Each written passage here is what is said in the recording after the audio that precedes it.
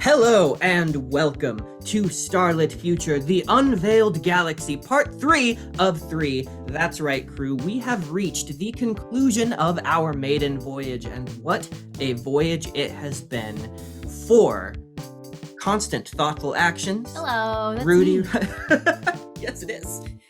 Rudy Rodriguez and La Di Da, also known as Laddie, the dedicated field team for the Cosmic Trust flagship Mariposa, scheduled to depart from Vertex City Station to explore a brand new galaxy, or at least new to you, as the mysterious Shroud Nebula has suddenly lifted, revealing a galaxy within, ready for exploration. But your training period cut short, as Cosmic Trust Command brought you in to let you know that a transmission, a strange sort of song, being transmitted from a strange ship, like a dodecahedron of a thing, or an octohedron of a thing. Actually, that's the amount of sides it has. I know my hedrons. An octohedron shape that is rapidly approaching the Cloud Spotter satellite, positioned outside where the Shroud Nebula once was. It was decided that the Mariposa would take off early, that very day even, and on your way there, you got to know the crew, as well as some very strange occurrences, feelings of superimposing memories upon the present moment, strange images, lights, and sounds being transmitted through the ship. And through your investigation, you realized that the pattern of lights that have been affecting the ship's systems looked nearly identical to the 8-part octave harmonies of the songs being transmitted from this mysterious ship. You also realized, through the help of Dr. Feng and mostly the scientific actions of First Commander, constant thoughtful actions, that they were actually, these songs that they were sending, when you look at them in 3 dimensions, they form the peaks and valleys of neurons firing when different emotions are being experienced. So you put together a sort of machine of sorts to recreate this language, if you will, to the best of your ability, and project it out toward the ship, the feeling of curiosity, at least your best approximation of it. And the ship reacted and began to make a beeline for Outpost 8, where La Di Da had actually arranged for you guys to swing around and pick up the remaining crew members scheduled to board the ship, including the final member of the field team, who we have not met yet. And you parked yourselves there as the ship rocketed toward you. And as it arrived, it stopped and began to transmit something a little different. Not the harmonic songs that it has been transmitting up until this point. No, actual raw data, images even. And as it was projected up into the room, up on screen, you saw before you a galactic map. A map of the Ilias Galaxy, the galaxy where you're from, where the Cosmic Trust is, as it appeared 1.5 billion years ago. And we pick back up there as you all stand on the bridge looking at this image, Captain Okita studying it, and the ship still outside on the view screen, just parked there waiting.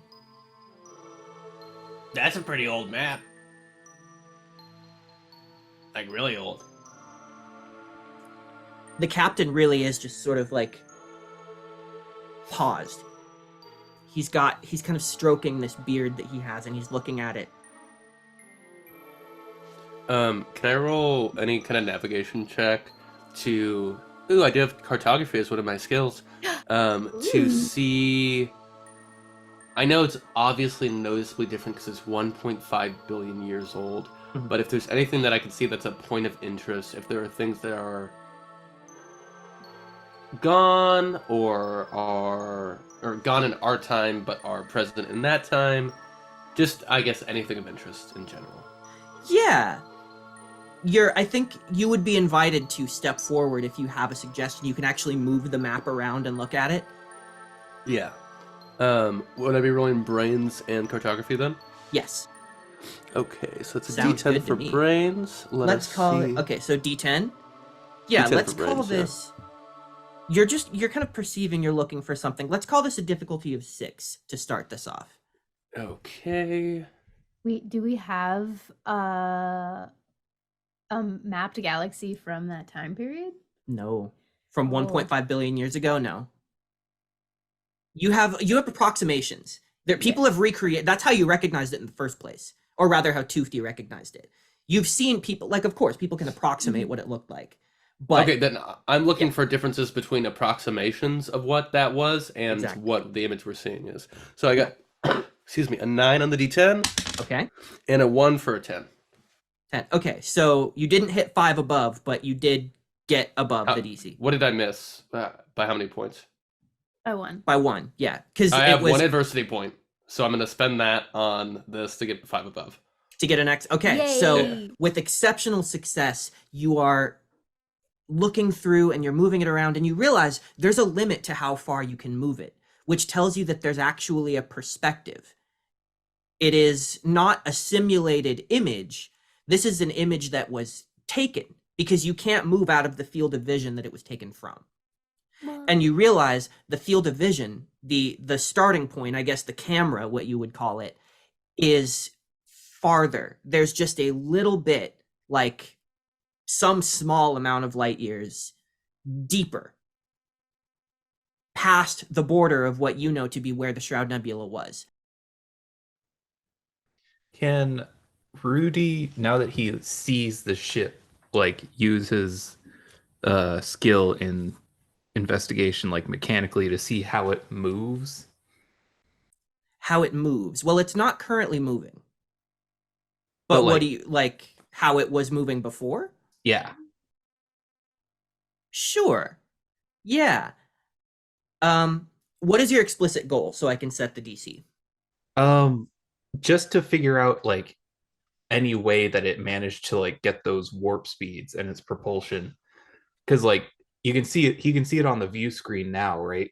Mm-hmm. And like he saw it like as it was coming into, just like any clues. Yeah, Anyway, I think Laddie pulled the projection out of the screen into a projected hologram in the room, so the view screen can go back into windowed mode and you can actually see it because it's close enough out there that you could just see it out the window. Mhm. Yeah. Yeah. Yeah. So what are you rolling for brains? D20 for brains. D20 for brains. Okay. And Hell you yeah. are trying to gauge how it achieved warp just by looking at its surface. That's really hard. This is going to be a DC of 18. Easy money. Can- Watch this. Can I I'm give gonna a help explode. action in any way? In what way?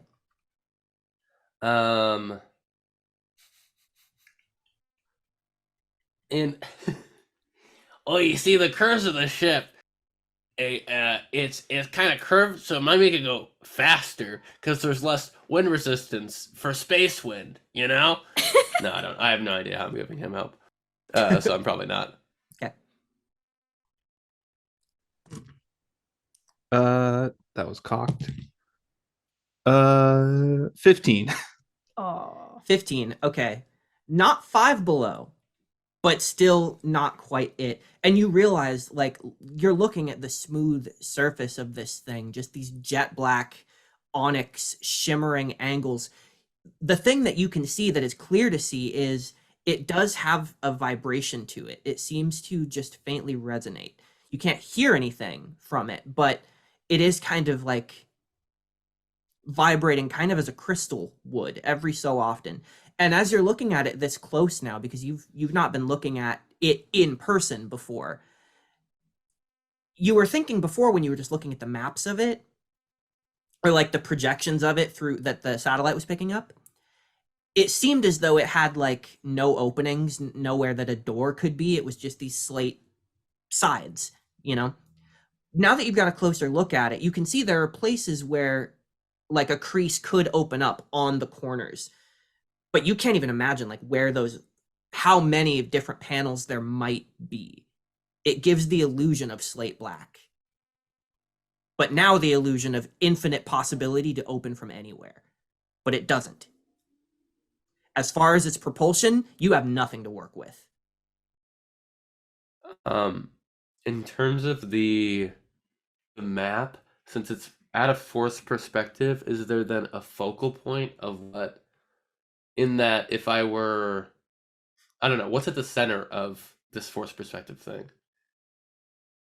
The center being like where the camera is, or the In that center if I of were the whole to, image? yeah, if I were to take a photo of something, it would have something at the center of it that would likely be the focal point of what the image is. If they're, can I either see what they are looking at from their perspective of this map, or I think you already told me where the map is coming from, Mhm. but essentially the perspective of the map and what it is most directly leading to. Right. So the interesting thing is that it's not directly looking at one body. Because you got an exceptional success, you think about that closest habitable planet that you've had sort of vague long distance readings from Cloud Spotter.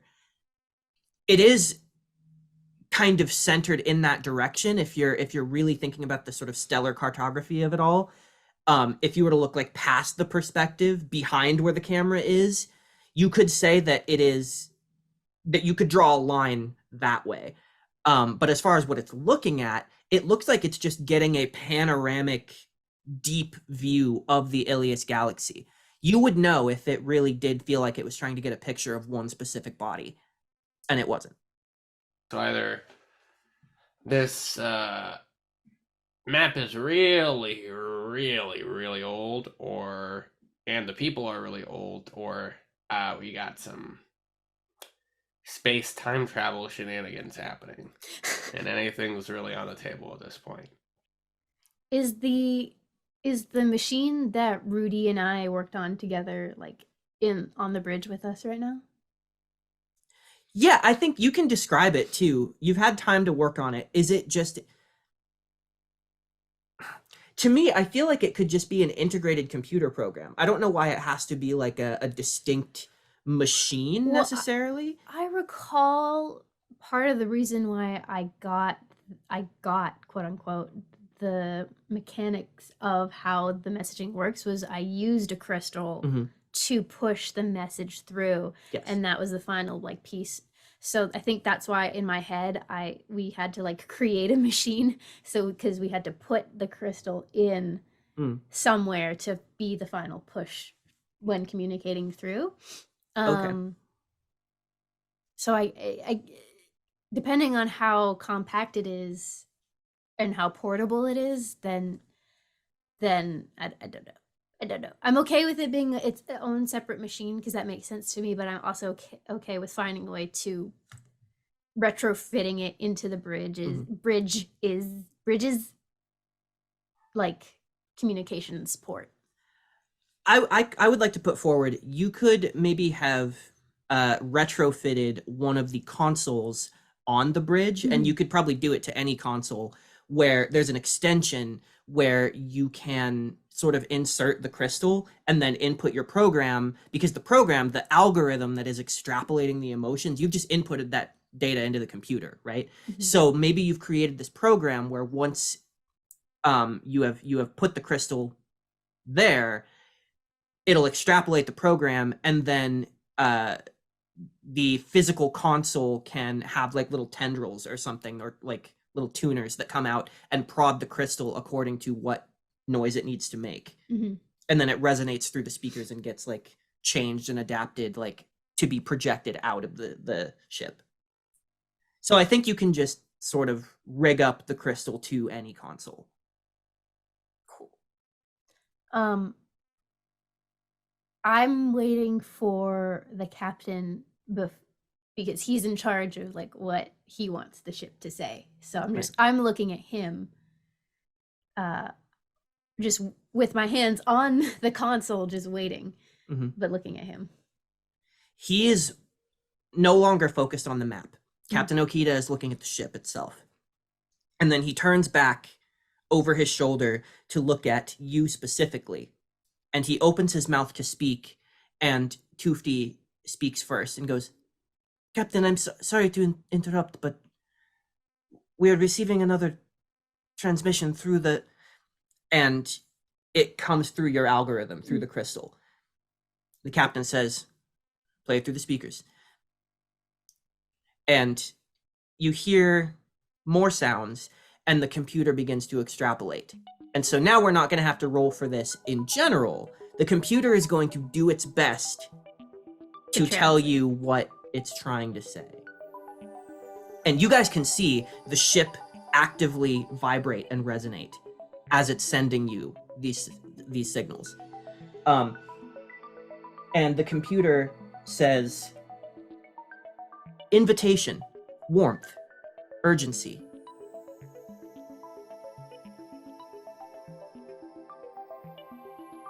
Gift. I got a feeling by the Black Eyed Peas. Gift. Gift. Invitation. Warmth. Gift again. Gift. Offer. Gift. Urgent. And you see a panel on the ship out through the view screen begin to open. And there's just white light inside. You don't see it.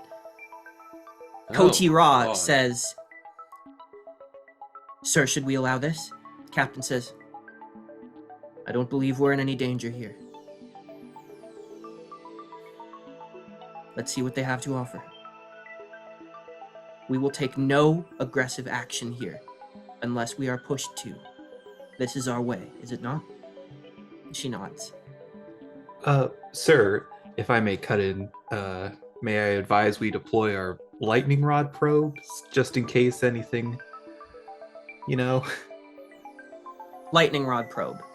This is me asking you, just to make sure that I know what you're talking about here. It was a thing that me, McAllister, La-di-da, we all made just in case, like, this crystalline thingamajig, like, wanted to zap us with anything, it would take the hit, so the Mariposa wouldn't get zapped. You're saying this as the panel is opening, right? So you have like a few second window. And he's watching it. And he's talking to you, but not looking at you. He's looking at it. But he has a hand out toward you. As if to say, like, I'm not looking at you because I can't right now, but I'm acknowledging that you're speaking to me. I am accepting what you're saying right now. And he says, any deployment may seem like some sort of reciprocation or defensive move. Have it on standby. Aye, sir. Be ready to deploy. But don't just yet. And you see as the panel on the front side toward the bottom of this octahedron opens completely, and out of the center of that white light within comes a smaller octahedron. This one not of slate black, this one not seeming to be made of stone, but rather made of some kind of metal, more of an actual construct with panels that are more clear to see. And you see that it's in a beam of that similar white light. It registers like a tractor beam. And Toofty at the panel, at the console, confirms as much, that it is indeed some kind of tractor beam. And you can see it. It is pushing this object slowly toward the ship. The computer once again translates. Examine. Trust. Examine. Offering.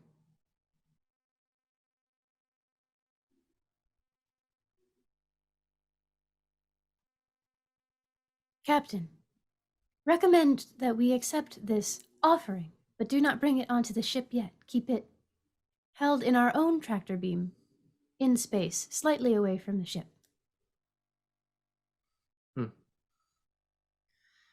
I agree. Activate the tractor beam. So you need to do that. Boop. Yeah.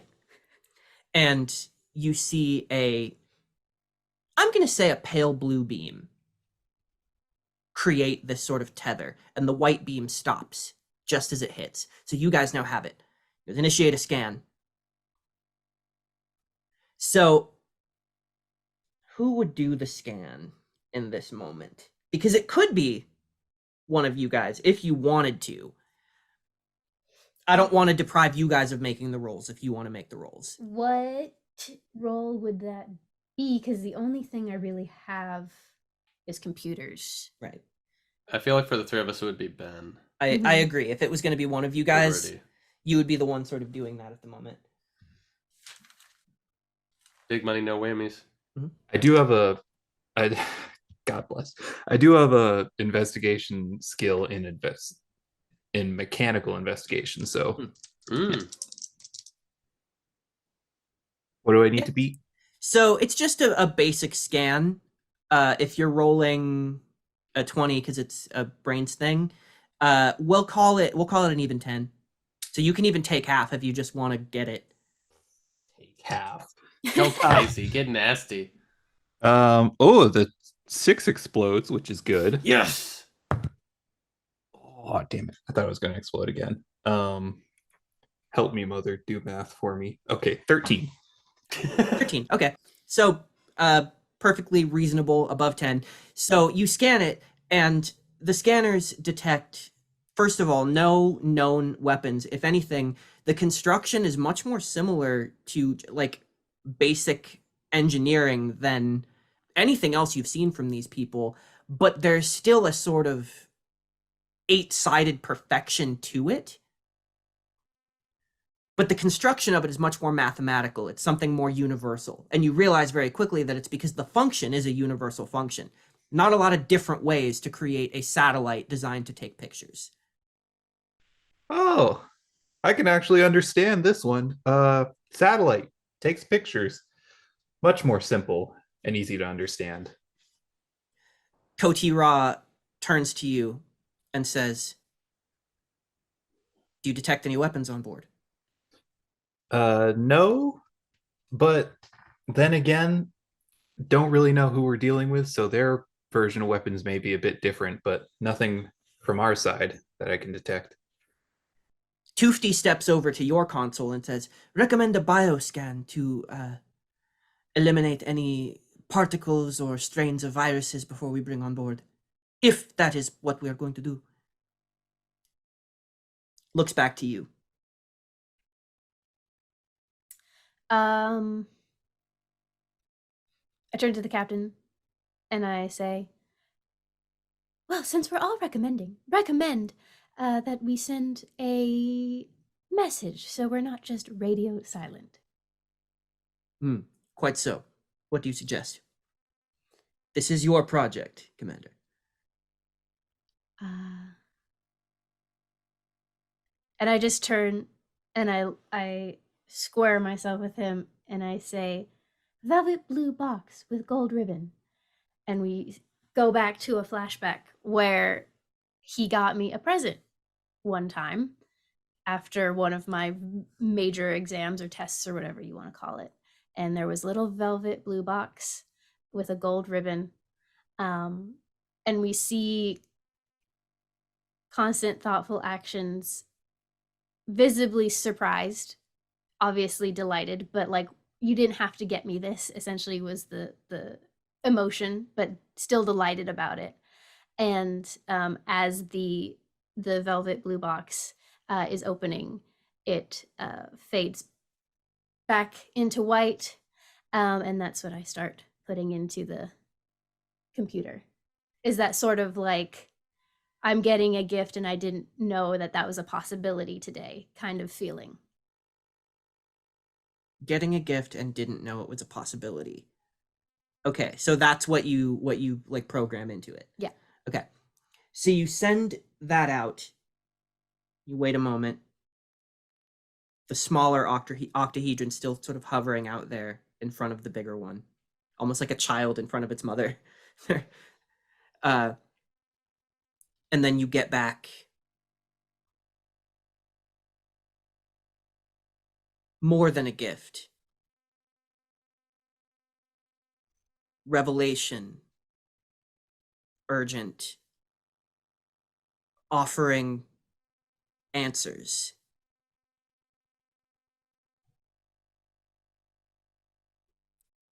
Offering answers, mutual. Retract, mutual, mutual questioning. Mutual?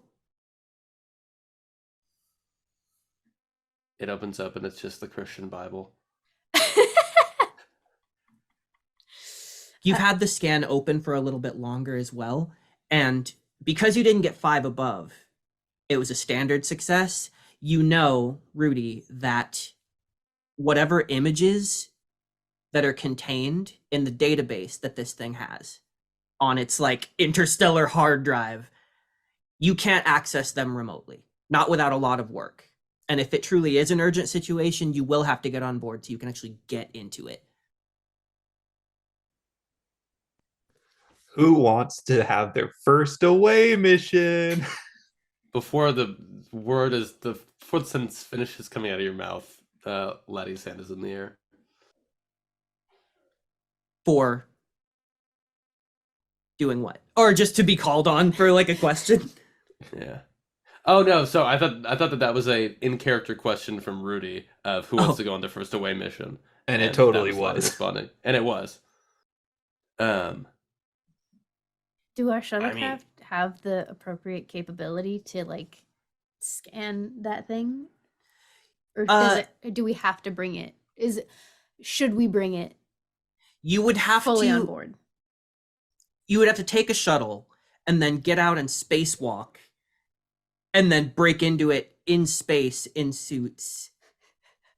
The idea is that you have to get into its hard drive. You have to open this thing up. Okay. And do that. So it would be a lot of extra time and work to do so. And whatever you open up, whatever panel you open up, is exposed to the elements of space, which is probably okay. But again, the precision work that this might take, might not want to do it in space. So do we just tractor beam this in? I say that to everyone at large, but mainly to the captain. With Kotira's permission, I do believe that would be the most efficient course of action. Kotira says, we can bring it into the shuttle bay and prepare something of a decontamination to remove any possibility of particles. We can clear the bay of all personnel so that we can have a proper decontamination. It should only take a matter of a minute. Then it should be safe enough. Filter out the air. Send in a science team. She turns to Toofty. Can you do this? Yes, ma'am. The captain says, good, do it. I think we're making progress. Commander, can you send them a thank you? I send a thank you. Perhaps this is possibly too complex, though I do not doubt your abilities, but is there a way to imply that we're on hold in a polite way? We just get like the echo of like hold music from when I would have to like call Academy like support, and I send that emotion off to them. You get in return, thank you, examine, quickly, answers, truth, help, mutual.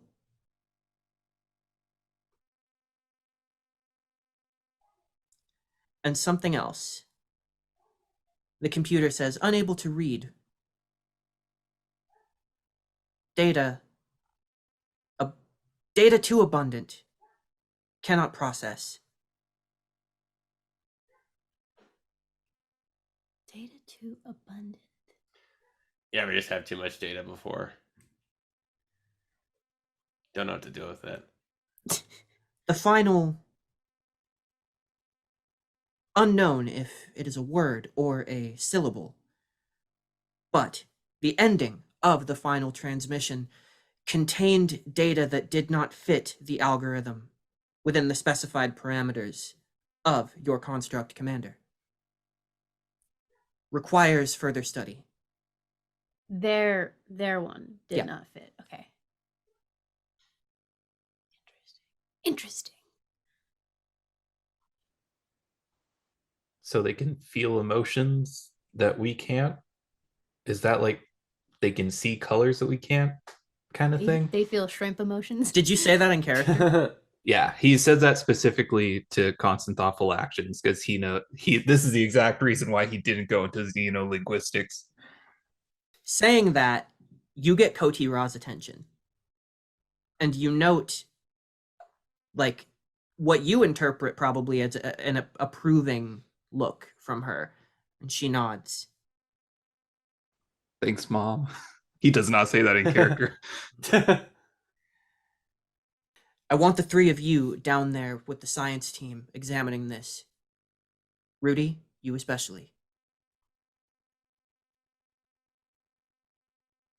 I want to know what they've seen. You got it. Yes, ma'am. You're dismissed. Leave the bridge. Mhm. Roll out. So you head down there. You make your way to the shuttle bay. You hear through the door that decompression, the air filtering, that sound. And then the computer comes through. Amos, as it is named. I should be saying that. Should have been saying that the whole time. In this episode, anyway. So you hear Amos say, "Decontamination complete. You are clear to enter." And you hear a voice behind you say, "Well, that's good. I was about to get impatient." Turn around. You turn around, and you see, striding confidently down the hallway toward you, is, at first glance from a distance, a human, but then as he gets closer, not so much. He is quite clearly a half Brolkai, half human. Oh. The first thing you notice is that he is clearly wearing the colors of security, which is, let me pull up. Is it red?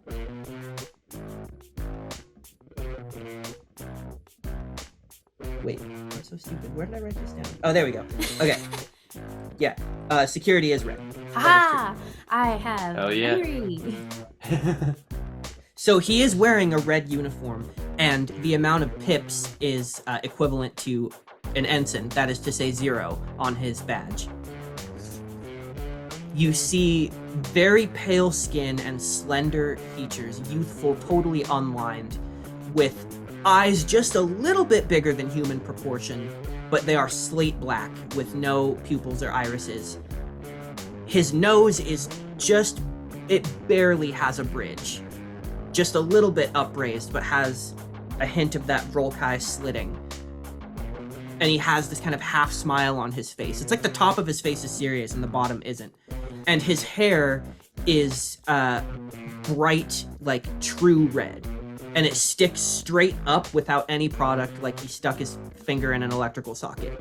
But you see over the top of his red uniform is a brown, kind of beat up looking coat with an upturned collar that is over top of his uniform, but the sleeves actually are cinched before you get to the stripes so that you can still see the stripes that are important to the uniform, that are like on the bottom of the sleeves. Or the cuff? That's what that part of the sleeve is called. Mhm. Yeah, the stripes on the cuff. So he strides towards you as well, and as his coat is flowing, you get a hint of a cylindrical shaped holster on his belt. He has like almost like a utility belt on, and there's something there in that. He strides towards you, and he looks at each of you in turn, but his eyes glaze over all of you until he lands on Constant Thoughtful Actions. And he says, Commander, hello. I'm Liam. I don't know if they told you I was coming. I didn't tell anyone I was coming here for this. I wasn't, called to be part of the examination of the thing, but I am on your field team, and I think, weird thing on board might require security. I wasn't supposed to be here yet anyway. The whole mission is sorry, I do ramble. Can I be here, sir? Please? And I knew he was going to be on the team, right? Eventually. Yes, you did. Of course, Ensign. It is good to meet you. You too. And all of you guys. Rodriguez and Laddie, from what I hear, right? Eh? Yeah. That's the name. Don't wear it out. No, I don't intend to. I do have a tendency to talk, but I also talk with other aspects. I am wasting everyone's time. Did he just point at a weapon? Yeah, at the whatever the cylindrical thing is on his holster. And he goes, that's kind of my job here, which I hope I don't have to do right now, but shall we? Oh, don't mind me. I'm not even here. Unless I need to be. Nice to meet you, new guy. Here, take a gas mask.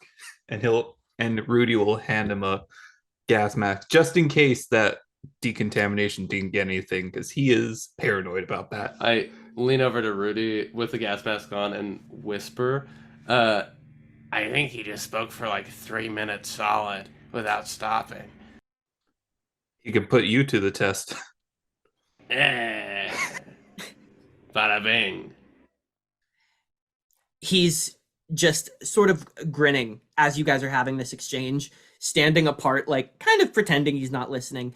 And then he looks back at Constant Thoughtful Actions, and he goes, sort of get a feel for what kind of team this is. I'm into it. Makes me look pretty good. We all look pretty good. Let's go.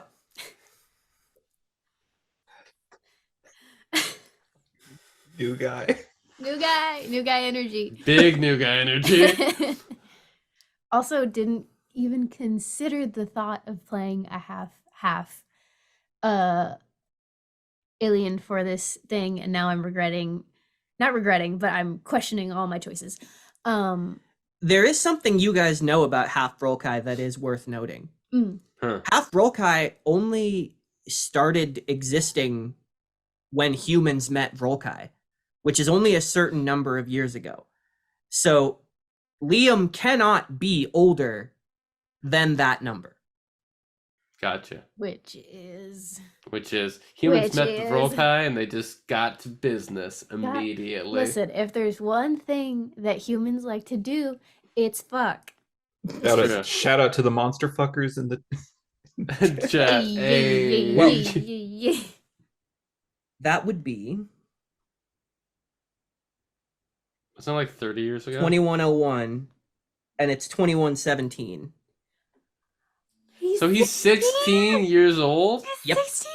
Oh, Shout out He to would the have, Cosmic that's as Trust. old as he can possibly be. But the other thing you know about half Volkai is just like full Volkai, they mature faster. So 16 is like 20 something. but he's a half Okay. human, so what does that mean? Exactly. Oh god, okay. And he's an ensign. Here he is on the field team. We can go, it's more relevant at another time. We don't have to go into it right now, but you've read his record, and there Yeah. are some interesting points of note there. So when we have a minute to reflect on it, you are welcome to pick at that, Scab.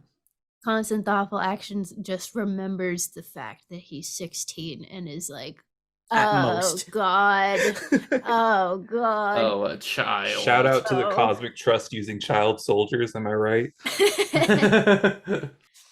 Anyways, we walk towards the freaking D8. The door opens and the the giant D8 is here, and you step up to it. I believe let's see. There should be a science team here for sure. Toofty. Yeah, Toofty, his expertise isn't exactly what is needed in this moment, Oh. but you could request that he's there. No, we should only have relevant people. Was the deer lady, is she relevant? I like her.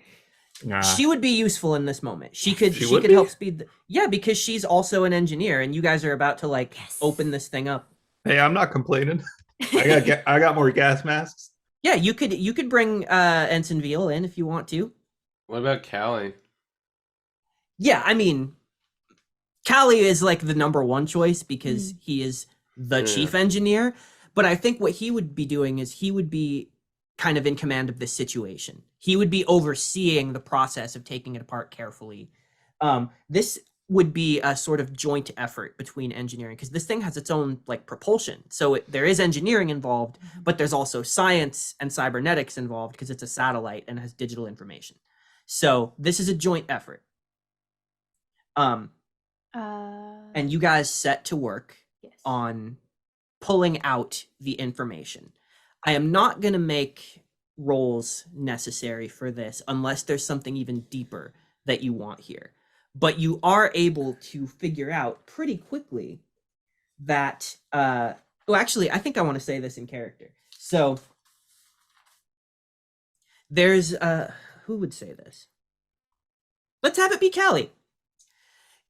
Callie goes, all right, anybody else notice how easy this is? Let's break it down for a moment. Now, this here situation, it's been modified somewhat for our purposes. They've left us a set of instructions, and I reckon it's based on what the automatic sort of projection of peace and culture that Cloud Spotter was programmed to emit in the event of contact. They took that and essentially tried to explain to us in our terms to the best of their ability how we could get the specific images they wanted us to look for. Now, if you open this up and you pulls it up onto the view screen and you guys start to see like similar images, right? That image of 1.5 billion years ago. He goes, they gave us a code for the timestamp, how to actually look for, when these images were taken. And that's where it gets a little disconcerting. If I'm reading this right, this image would have been taken 7 months ago. That doesn't feel chronologically correct. Nah, don't do it. As Laddie said, space and time travel weirdness. Shenanigans. Did I understand you correctly when you said that they left instructions for images they specifically want us to see? Yeah, this one. What I mean, about- they gave us the image first to pique our interest, if I were guessing. Or doing a little better than guessing, because here we are. Are there other images available? To your best approximation. Well, take a look at this. And he peels it back, and you see the retrofitted sort of paneling that is more universal, mathematical. Here's how a satellite works. Beyond those elements are these layers of translucent crystal that are intertwined, grown together in these strange DNA-like patterns almost. And he goes, this, I think, is how they work. Up here is them throwing us a bone. Now, we could dive into all of that and see if there's any chance that we're going to understand. No idea. But this part up here, they packaged up the images that this thing took. This is the image they gave us. And are those crystals currently vibrating and resonating? No. So it's not on per se. Correct.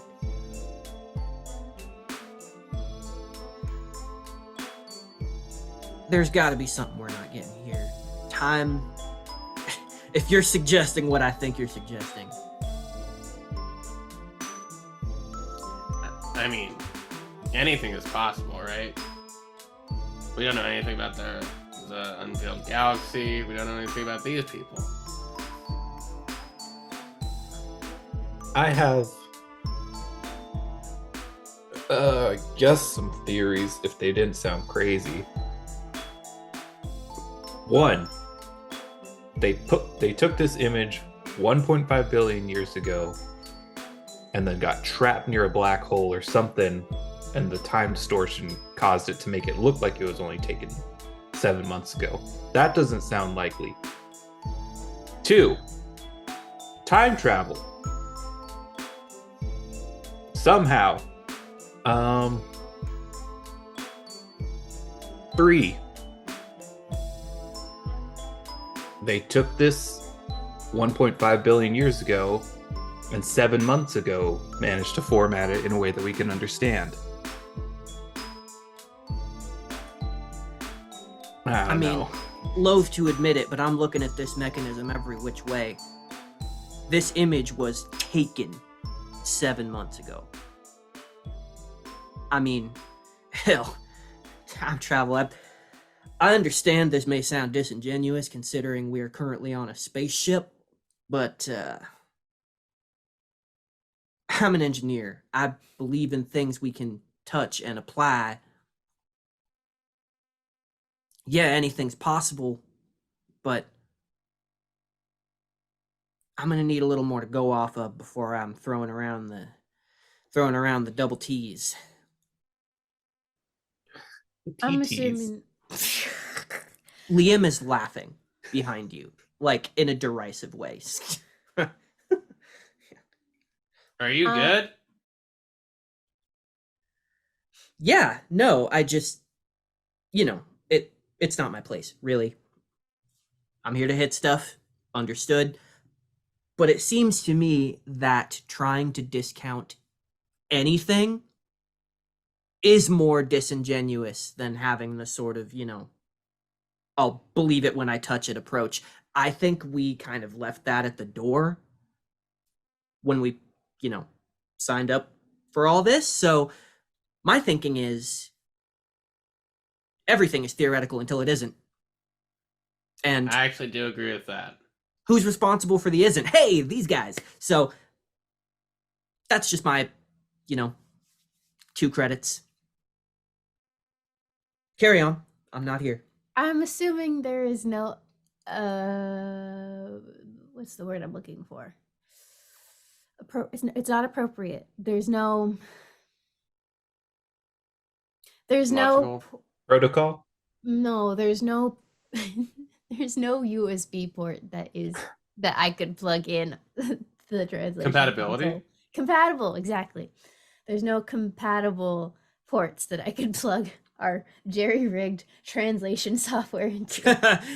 Yeah, not really. And it's not even sending anything through that, Well, because I want to get all up in its guts if we can, but I don't know how to tackle the crystalline part exactly. Can we get inside of it? Like inside of the actual satellite? I mean, it's pretty big, but it's not hollow, is the thing. You can kind of peel back layers. I can peel back the layers, but as far as crawling inside it, it would be pretty tricky. I mean, I guess you could try. Does anything happen if I just go ping on one of the crystals? Just gently, not trying to like chip anything off. Just like ping. It explodes. I was thinking of doing that next, not gonna lie. Okay, you physically touch the crystal. Oh shit. Yes. Oh god, constant thoughtful actions is fucking dead. Do it, Commander. I touched the other crystal and it Here's- was fine. The interesting thing, though, what you touch with isn't technically your body. Nope. Is the robot body. It's not your physical body. But It is connected you to are my physical body. you are electric. You are neurons, and your whole suit operates because you are operating it via your electricity of your body. Mhm. So I think there's still a chance that what happens when you touch this could still happen to you.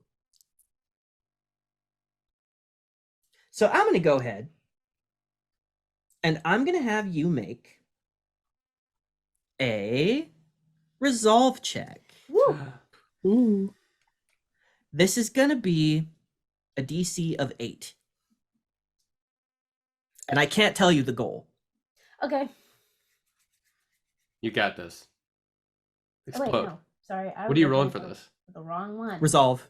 Oh, I know, D12, but what's right? the die? A Yeah, D12, yeah. gotcha. Ta-da-ta! I got a 10. Woo! Hey. Hopefully got a this is 10. good. You touch the crystal, I touched the butt. and there is a resonance to it when it happens. Everyone else, you just hear sort of like kind of a one-part beautiful harmony, and when you do that, it does echo off of the others, but it doesn't quite make the sound that you're accustomed to, those perfect harmonies. It's just making like similar tone, but not structured. It's more random because you just hit it, right? Which kind of cues you into the fact that there might be more to how it's being used to communicate. It's not just hitting it, there's something more deliberate. And you now get a taste of that. Because as it resonates, that vibration starts to feel like static against your fingers. Your fingers currently you're moving them with the electricity of your body, and whatever faint connection you have there, something tries to touch you. And it travels up through the electricity that is your body, and you feel your water begins to jump and convulse, and you all see it. It looks like Constant Thoughtful Actions is about to, like, their physical, like, water body inside the tank looks like it's kind of convulsing. And you see... But it's not Ooh. hurting me, right? It feels like it almost will. Okay. Uh-oh. And in that moment where your body is jumping, you guys see Liam leap forward, and then you stop, and he stops, like, right in front of you, and, like, turns his head. Like, are you good? And as he says, are you good, you realize in this one instance, you heard it before his mouth moved. You felt it. You felt his wave of urgency and his raw desire to fight or flight help you. And then it's gone. And that electricity that was running through you, the connection was so weak in the first place, you rolled high enough to touch it and get what this thing does. And then it was gone. And as soon as it's gone, there's this like little wave of nausea. How can I be nauseous? I don't have a stomach. I know. What the fuck? It's nausea in this sense. It's almost like being emotionally drained. Mm. It almost feels like you're sluggish to cast your electricity into the robot body. But because you rolled good, you resisted it, you're fine. And you shake it off very quickly. And you're still looking into the black pools that are Liam's eyes. And then you see everyone else in the room is gathered around you as well. I don't know what you guys are doing, but they're sort of watching, like everyone's like,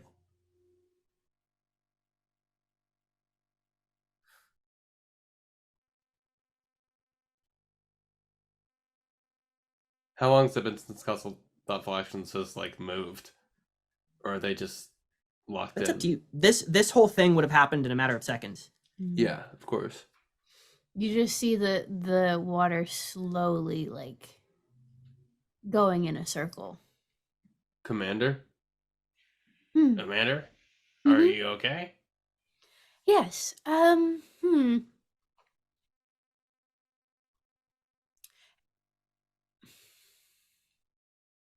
How do I put this?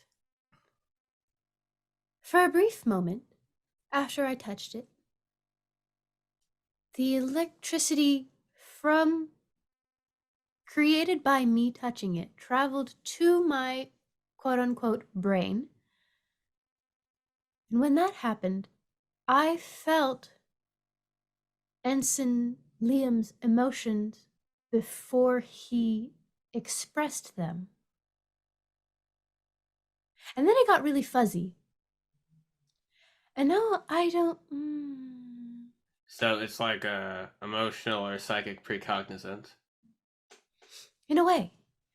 But I feel that if I had hit it harder or was in contact with it longer, like maybe like dragged my finger on it, it would have actually hurt me. Ugh. Can I try? I think you are the most apt to try. Yeah. Try hitting a different one this time. Okay. Ian, can I do that? You're just gonna touch it with your bare hand. Mm-hmm. Yeah. Okay. What die are you rolling in resolve? D12. Oh my god. You can re-roll this Okay. So Hell yeah. D12 is the same. if So you need to. If you need to. yeah, let's what did I give you? 8. 8? Yeah, eight's good. I think the only thing though is the DC was lower because the connection is weaker for you. Like trying to resist the negative effects of it, it was easier for you because you have a proxy, right? I think it might actually be a 10 for you, Eric. Let's see. Because it's just flesh. So it's going to be overwhelming.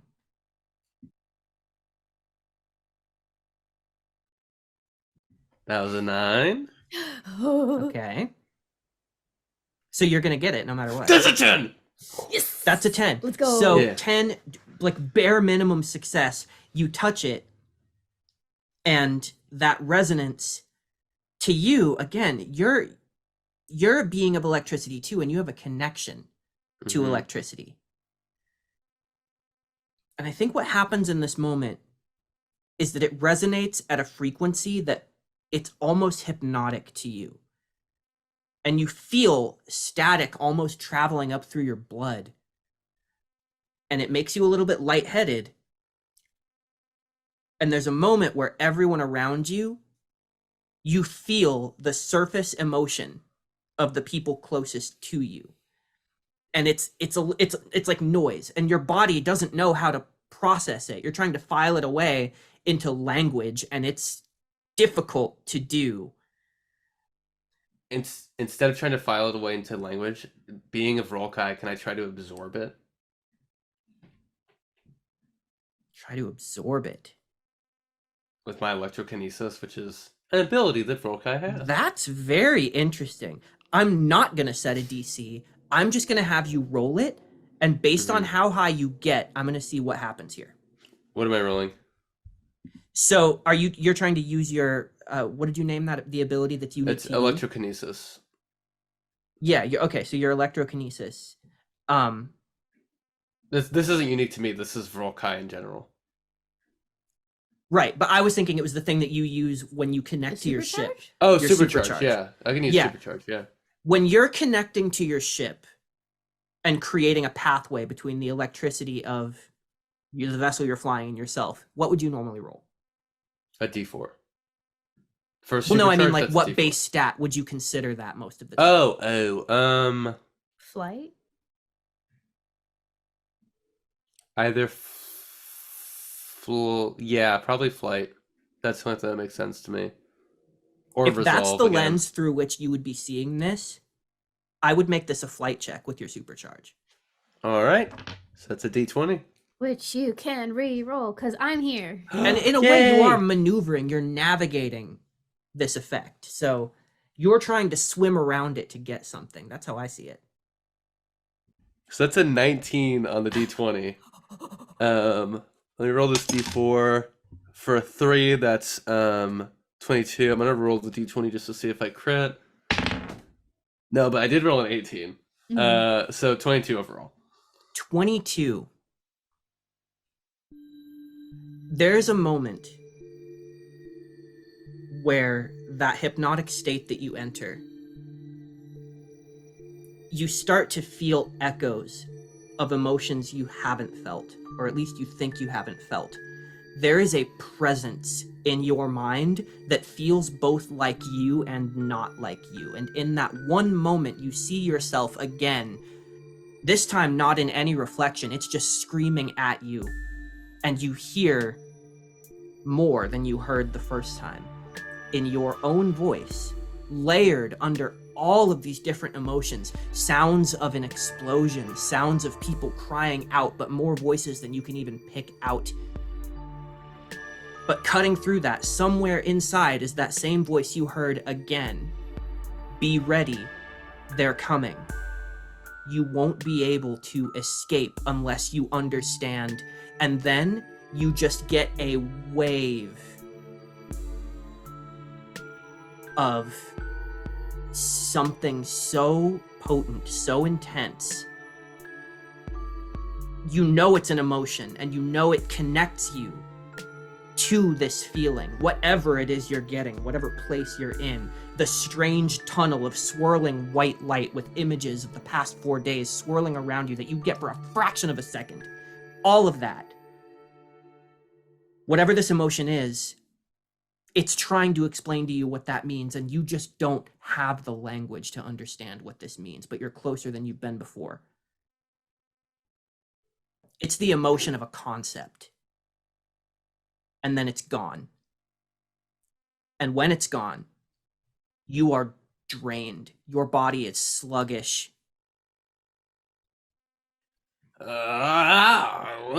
Hachimachi. That was a lot of screaming and yelling and crying and emotions, and just like it sounded like scary. And then I heard the rest of the thing I heard earlier, and it said, be ready, they're coming. You won't be able to escape unless you understand. Liam I gotta goes, sit down. unless you understand what? That's, hey, what a great question. I think it's the one that's on all of our minds. And escape from what? Also a good question, Commander. So That you're last trying- thing, sorry, I just want to say that last thing, that big wrapped up emotion you can't understand tied to all Yeah. of this thing, that felt like the end of the sentence. Your mouth was moving, telling you this. It was, you won't be able to escape unless you understand this. Blank. I relay that to everyone else then. So we are trying to see a color that we can't see. Yeah. Yes. Oh, hell. He goes on, Callie goes on his comm and goes, Toofty, pull up the data. The last message received, the one that was too much to process. Yeah, go ahead and try to process that. Commander, any objections? No. Well, I'll stay here then. I mean, you're in charge. That's just... There's a thing at the end that you didn't understand. I'm seeing a bit of a similarity there. And then you all hear on your comms in response, we may have to belay that, sir. We're getting another message. Are they also trying to escape something? Lottie Dot kind of whispers that to himself, but it's probably loud enough for everyone to hear as this new message comes through. Field team to the bridge, please. Commander McAllister, unless otherwise directed, please stay here and continue to work on this. Absolutely.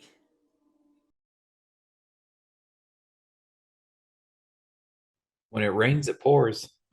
I Mhm. know, Jesus Christ. So as you arrive back on the bridge, you come through and you see that outside the view screen, they're still just watching the ship, and it hasn't moved, but it's now vibrating very quickly. It is like just resonating, and it's sending constant messages. And you see that your rigged up crystal mechanism it's going, and the computer is just saying on a loop. It's she's saying, incoming message repeated over and over again. Invitation, warmth, dire urgency. Please send the ones who understand. They must understand more. Forgive me, Commander, there could be more nuance to this, but it's growing more and more complex. This is the best our algorithm can do. You must send the ones who understand. Immediately. They must understand more. They won't escape unless they understand. And then that same package of unreadable data. Curious.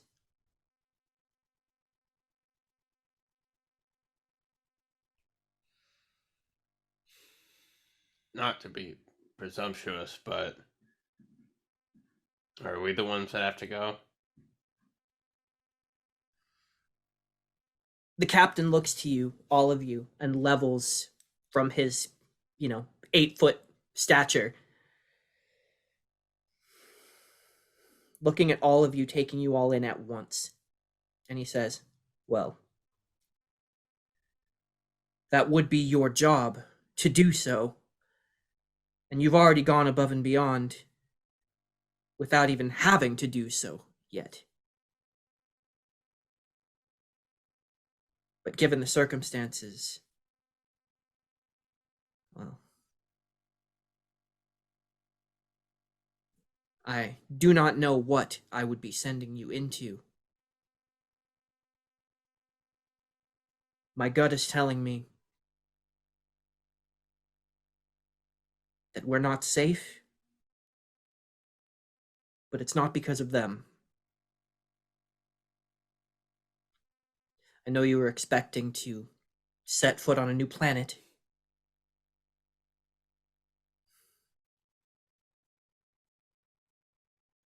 Before I order you to do this, I would ask, will you do this? I look to concept thoughtful actions, actually. Commander? Every member of this team agreed to take on the risks. If any of them did not want to, well, do their job that they signed up for, then I would rather relieve them of duty entirely.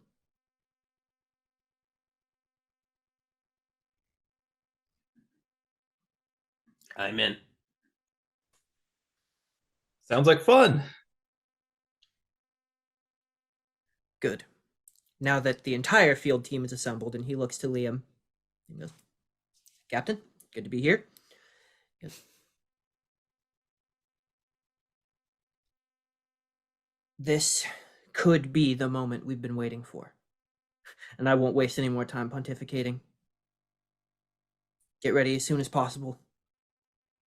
You leave in 10 minutes. Aye, sir. Aye, sir. On your way out, Koti Ra says, Ensign Liam, a moment. And he stops, and there's a flicker of something. His eyebrows just scrunch for like a second. Yes, ma'am? And he turns and walks over to her. And they begin to speak in hushed tones. It's kind of up to you if you wait for him or not. I do. You. Rodriguez. Oh, no, you go first. You go. Oh. No, you go. There you go. He's gonna grab the crystal talkie doohickey and then real quick message the doc and see if there's like any portable things that he uses for like the transcension process, like the analyzing of brainwaves, and ask for any of those. And he's gonna see if he can, in this time period and the flight over, jerry rig it so he could plug that into his brain with like a surge protector. You mean something that will in real time transmit your brain patterns back to the ship? Is that what you're asking? Yo. Through the crystal to talk to it, and then it can talk to it through the crystal to him. Real hot boy shit. Okay, I feel like I'm stupid. I'm trying to understand. You want to be like a conduit. For the D8 Yeah. to talk to you. You want it to talk to the ship through you? Like to No. the Mariposa through you? Nah, to me through the crystal. Okay, so you just want it in a... Yeah, I mean... Okay, here's what we can do. What we can do is we can get a sort of handheld computer. And that's easily done enough, right? Like a mobile device that has access to the same network, especially if you're within spitting distance of the ship. You can, I think, have that algorithm run through that as well with the crystal. I don't know about it reading your brain patterns in real time. With the time, but you could have made something like that, but in 10 minutes might be a little tricky. But Can you I, could definitely bring the thing so that if you get resonance from there, it'll go through the crystal and you can transmit it through the mobile device back. can I roll for it? Sure, it'll be hard. What is your brains roll? D20. And this is not engineering. You're building. This is cybernetics. Ooh, that's tricky. It would probably be like an 18 or 19. If Dr. Fang is helping you in a very short amount of time, you could knock it down. Let's call it a 17. It's a very short time frame and a very specific. Oh, exploded on the D20. Oh. What? You got a nat 20? Oh, just fuck with your boy. I'm just too fresh and too clean. So cracked. Oh, let me do math real quick. Holy shit. You said I needed to beat a 17. Yeah. 32. Let's go. I have adversity points though, so I want to figure out. That's 3 levels of 5 above. I know, but I want to see if I can get 4 levels above. Is that how is math? What is math? 17. Can I just tell you, at this point, I mean, I want to keep stacking success, but I wouldn't waste adversity points. Okay, I You're can't. 3 levels above. That's I can't. the 3 difference levels. between 3 levels and 4 levels above. I don't think is going to change the fact that you accomplish your specific goal. Okay, so you work with Dr. Fang. Tell me what you make. So That's that level of success. What happens? So, using our brilliant minds, we take like a smaller crystal and manage to like make like a helmet for me with the crystal on top that allows me to understand what they're saying. So there's no like middleman between us. It's just emotion to emotion. Professor Xavier. Yeah, and it can talk to me directly, and I can talk to it directly. I will say, just to nerf it, that like we have to be pretty close. So like right now it wouldn't work, but like once we go towards it, then it probably would start working. Okay. You got a funky little helmet that does what the algorithm does. Let's go. That's pretty That's cool. so sick. So you with Liam head down. Is there anything else that you do to prepare, or do you guys just head straight there? How does he look when he's done talking to her?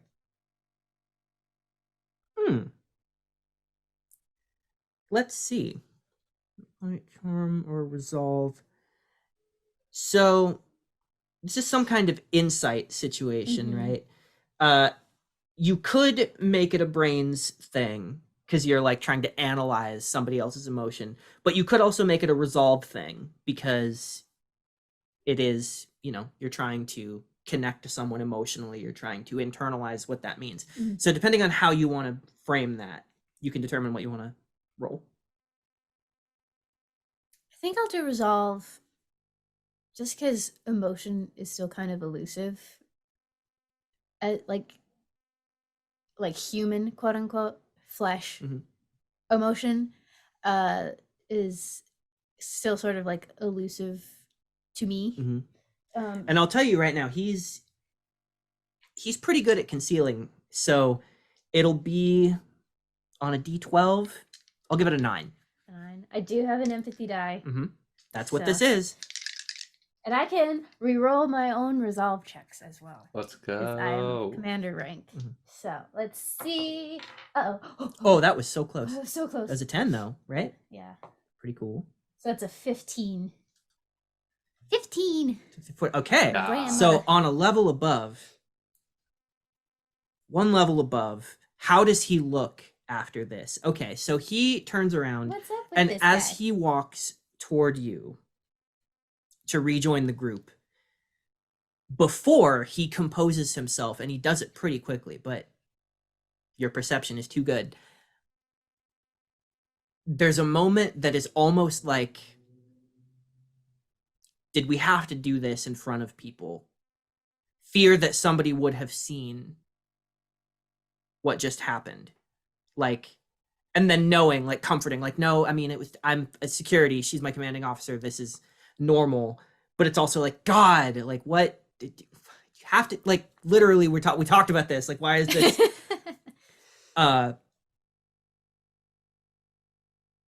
and then you see actually a similarity to Koti Ra, but you know enough about Volkai monk practices to know that the compartmentalization of emotion is core Mhm. to their philosophy and to their martial arts. This man is a martial artist. You know this for a fact. You don't know a lot about him because he is very young. He is quite new. His family history is not really publicly available, even to you. You know that he grew up like bouncing around various different like city stations. He's been to Earth, but he's not explicitly from one place, and you just have records of things that he's done. And somewhere buried in that was the fact that he is an expert, versatile martial artist who is versed in a lot of different weapons and a lot of different fighting styles for being one so young. And you watch him file away that raw emotion of like, come on, and force himself to feel the urgency of the situation and make himself project something that is genuine. That is, I'm here to do the job. Let me go do the job. Is everything all right, Ensign? Yes, sir. All right. Do you have anything you need to gather? Nope. I will meet you in the transporter room. No, we don't have that. No, we don't have that. Damn it! I'm so used to it. I Well, will I meet was- you in the shuttle bay? Yes. In the shuttle bay. The one that we're taking, yes. Sure. I mean, I Yeah. can walk with. It's fine. Commander Zila, looks like we're going to be leaving in approximately 10 minutes. Wanted to know if there was any shuttles ready for us to make a quick little getaway with. We're going to be going to investigate the nearby ship. Oh, yeah. That special one we talked about, sort of retrofitted as per your specifications and preferences, tricked out for speed, stealth. Maybe not the bulkiest one you could take. I'm But not a it'll do bulky the guy. Yeah, that sounds good. Thank you, Commander. I appreciate you. Get it done, little one. Little pilot Over humor and there. out, sir. We have fun. Over and out, sir. What the I fuck going on in the background, bro? The cops. the space cops. They're coming for my. I took this shit to West Coast Customs. It's too jacked up. They're not gonna know what to do with me. What were you saying? I let Liam go ahead and I stop and I turn and I look at Koti Ra and I just tilt my head and I let the water like flow with gravity for a quick moment and then I continue. Okay. So you head out, and make your way to the shuttle bay where this shuttle that is made to your specifications, laddie. And since it is made to your specifications, I think it's only fair that you get to describe it if you'd like to. Like, what is the shuttle that laddie would want? Flames on the side. No, I'm kidding. I mean, it's you could have design as long as it clearly has the like professional. This is a Cosmic Trust vessel. So hot are Beyond flames. that, you can sort of adjust it because it was It designed for probably- you to pilot the field team missions. It probably is pretty sleek, black, and curved. Not like a full pod kind of spaceship, but something that looks like what you would view as kind of a futuristic car shuttle that has like there's the front part curves over into the view screen that curves back, and then rockets on the back. On one door, or both sides have no, there's like, I think the entrance is in the back, but both sides are outfitted with a few more ancillary boosters and then guns. It has kind of Tron-esque, like, mono thin blade lighting that accents it at different parts. That I think generally glows kind of like a whitish color, and then I think his personal touch is on, is it on the hood? Maybe it's on the hood. There's the Cosmic Trust symbol, and then below it is a stencil of goggles, and then below it says LDD. Excellent. Mhm, Very mhm, good. mhm, mhm, mhm. Okay. So, you slide into the pilot seat. The bay doors open in front of you. Mm-hmm. And that shimmering pale blue field, keeping space outside and, atmosphere inside, that you can pass right through at your discretion. So you can fire up the shuttle when everyone is seated and buckled in, and head out into the stars toward this mysterious, but maybe getting less and less mysterious. I guess that's subjective. Octohedronal ship floating out, sort of blocking the stars. It is worth noting that as you look out at this ship, just through space, just through the view screen even, it's outlined, it's silhouetted, it almost looks like a shadow, because everything around you is just black punctuated by stars. But the octohedron, it almost is just a geometric black shape where no stars are. You would almost think it was like an 8-sided hole in space until you look closer, see how it shines and reflects light, vibrates and moves. And as you get closer and closer to it, a panel in the dead center of the side nearest you slides open from side to side. Ladida's goggles are kind of fogging up over his eyes because he's so excited. And he's coming in with like all possible lights on. There's no stealth. This is just, we're coming in. And as much as he wants to go fast and get there very quickly, he goes at a respectable pace. It's not inchworm, but he gets there and then tries to hail them to dock. I think probably with Rudy's help in the probably co-pilot seat. Because Rudy's got the helmet. Exactly. I think you would get descend. Bottom floor. And as you enter, that white light gives way and you realize that it's because it's so reflective. Inside, There are no rooms, no decks. It is simply open space with translucent crystals reflecting a rainbow color spectrum. There are outcroppings that grow in beautiful, beautiful spiraling patterns, some of them flat enough to walk on. And you can kind of see figures moving around, but you're trying to peek through the ship. It's not full of people. You don't see any technology as you understand it, just these weaving crystalline structures with a heart of wide open space in the center. And up above, reflecting light, this is going to sound a little bit silly, but it's almost like a disco ball. This free-floating silver orb. Up, high up, kind of in the center. And you flew in the center, so this thing is right in front of you.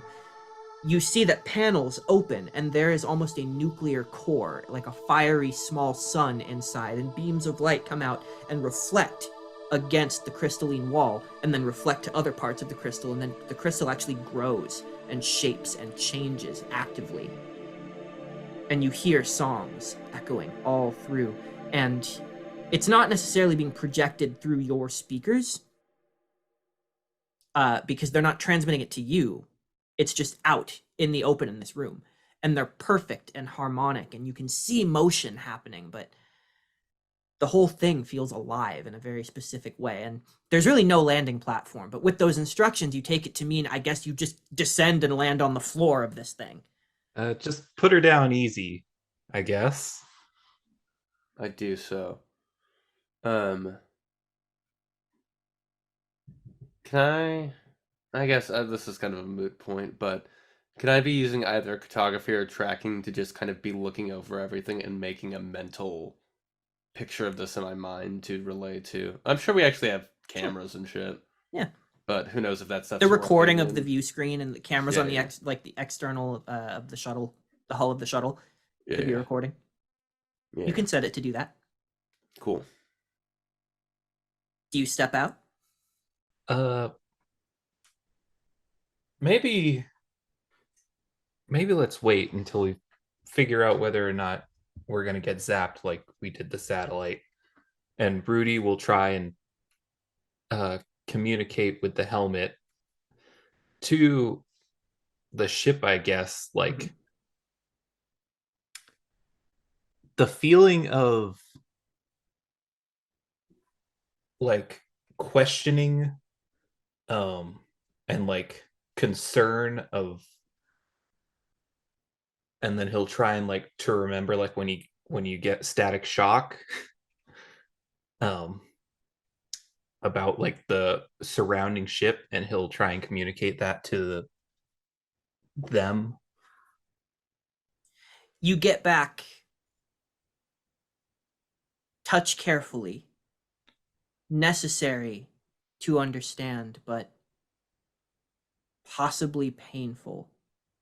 Only way. So they're gonna zap us, and it's gonna suck. Hopefully we won't die. That's comforting. Oh, I guess face- I can absorb electricity, so let's do it. I step out. I follow my commander. You I'll watch step them. out, and the atmosphere is perfectly breathable.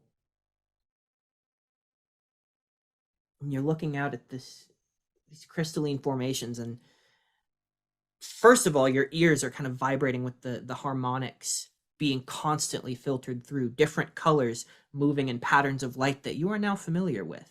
Those patterns of 8 and the different octaves are causing different parts of the ship to move and operate. And then you start seeing figures. Now, you know from before, from your scans, there are 64 individual people in here, but you had no way of knowing who they were or what they were. But now, as you see them, and as one in particular steps forward to greet you with their arms sort of open, with their palms open and fingers outstretched, but at their side, you see this loose white cloth, almost robe-like, cinched at the waist with a simple cord. But underneath are these about 6 foot tall figures. I'll describe singular, the one in front of you, even though you notice they all look more or less the same. You see pale purple skin, long, sinewy, gangly arms, more sinewy and gangly than a Rokai even, with long digits that don't end in nails. They don't have like a slimy, slick texture to their skin. They look very, very soft, like they might even have a sheen to them. Completely hairless, and as your eyes trace up to the face, you see a very round head, kind of a pointed chin, but the thing that stands out the most is there are slits for nostrils and what look like very sort of intricate spiraling ear holes that curve out around to form these attached sort of ears that look like they can process sound very, very well. 8 black eyes across the head, almost giving the appearance of like some sort of version of like a biblical angel in a strange sort of way. But again, no mouths, but growing out of their skin, all across their body, are flakes. At first you think they're like scales, but they're not quite like scales. They genuinely look like flakes that flake and come off of their skin, and they harden, they gradient from the texture of their skin up into a hard crystalline flake, almost like if you were to take a soft rock and then rub it with a harder rock and get like a flake, like a shaving of a hard crystal. And it's that black onyx that you saw outside. And you're looking at those 8 eyes, and you see that centered right in the middle of the forehead is not actually an eye like the other black eyes. It is a black crystal like that. Not flaked, but just there, growing just out of the center of the head. And they step forward to you, but they stay kind of what seems to be a respectful distance away. And they reach forward, not to you all the way, just halfway, and then take kind of a 2-finger approach and touch the crystal.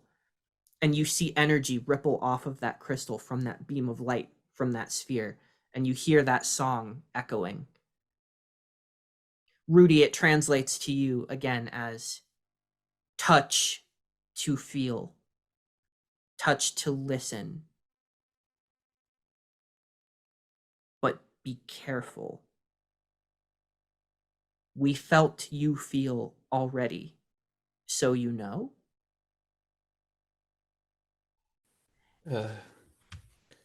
It's really choppy, the translation. It doesn't feel, it feels like you're missing so much subtext, so much subtle detail.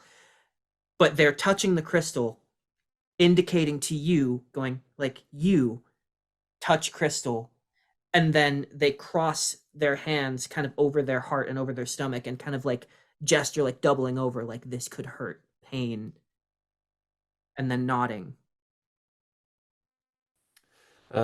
We gotta touch the crystal. It's gonna suck a lot. Be careful not to get lost down the rabbit hole. Don't chase the white rabbit.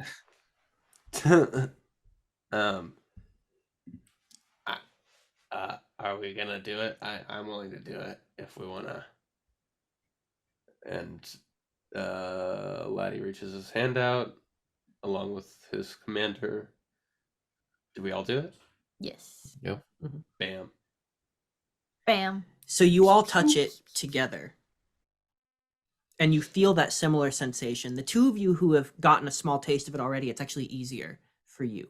Rudy, you're the only one who it is like that shock at first hits you. And in this moment, where before specifically Laddie, you were transported to like something else. Mm-hmm. Here you feel something guiding you. And you see that their crystal on their head is vibrating. And the flakes are all moving as well, like sort of shimmying, shaking in place. And you start to see other members of this community. They're vibrating as well. And the crystals of this vessel are swirling up above you and around you in harmony, in 8-part harmonies. And this time the song, it's almost hypnotic. And you realize very quickly it's helping you through the process. It's guiding you through it, almost like a guided meditation, so that you're not just feeling this overwhelming sensation. You're getting it piece by piece.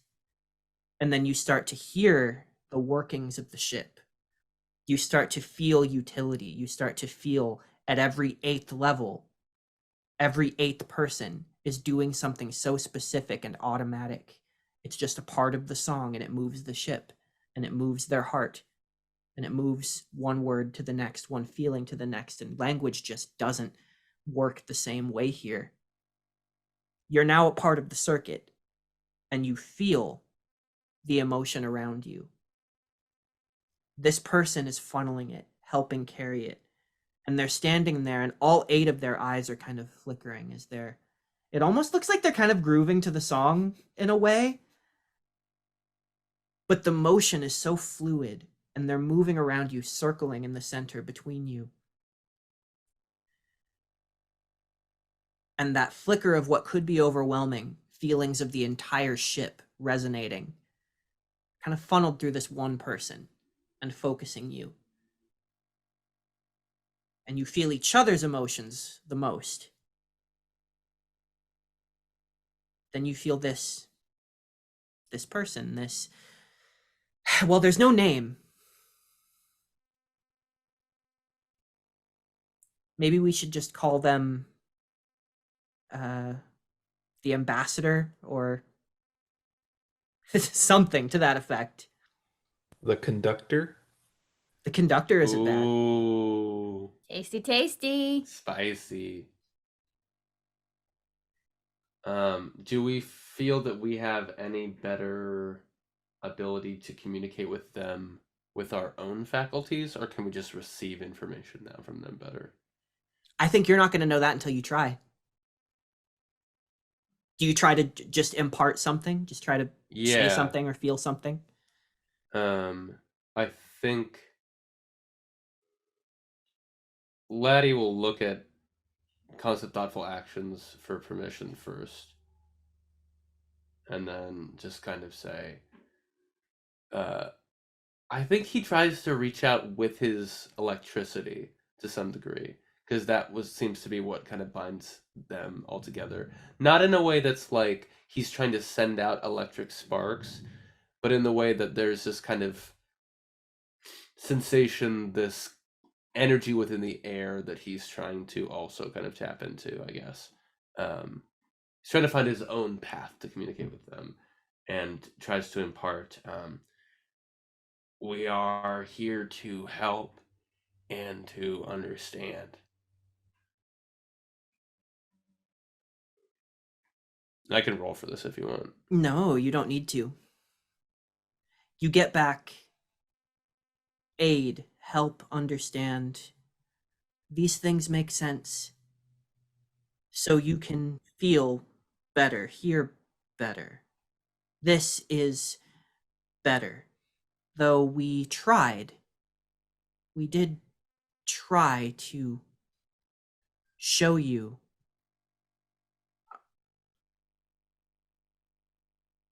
I will not try to feel it. I will hold back, because even still, you cannot quite grasp.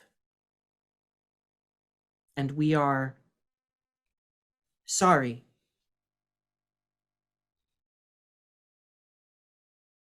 However, you are here now, and time is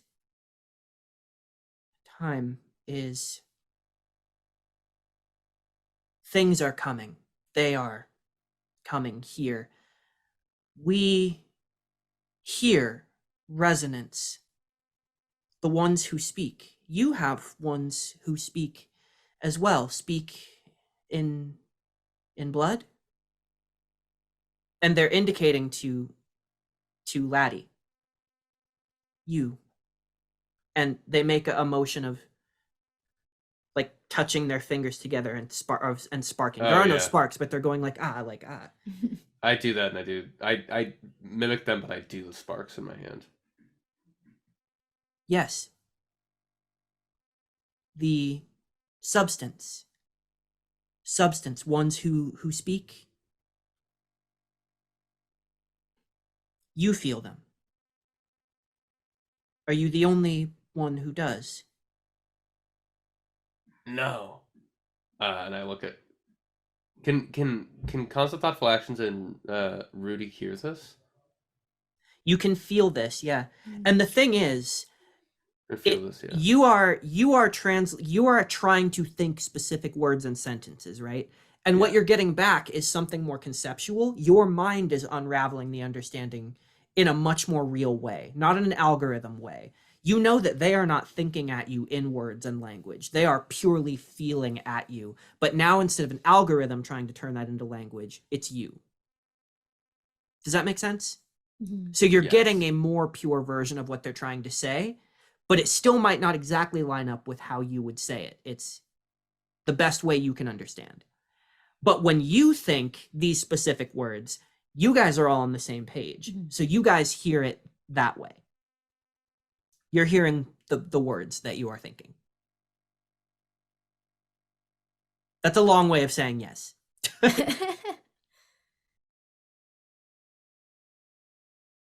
What are they saying about the electricity?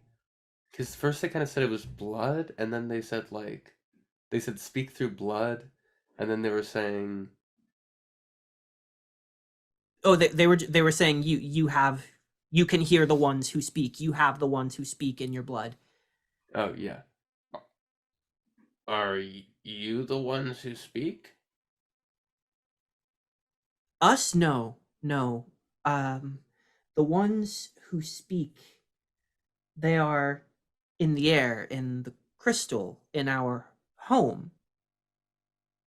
In here is like home, somewhat, but not, so that we can travel.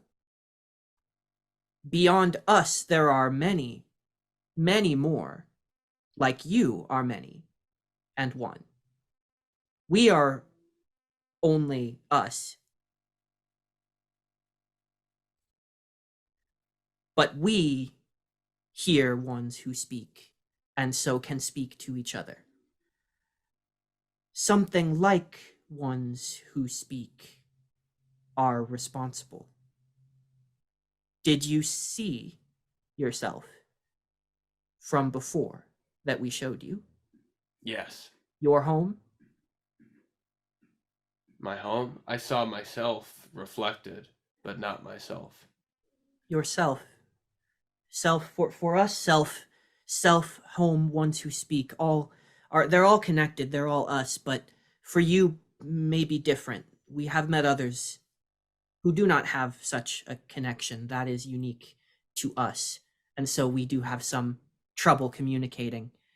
But you have ones who speak, so it's easier.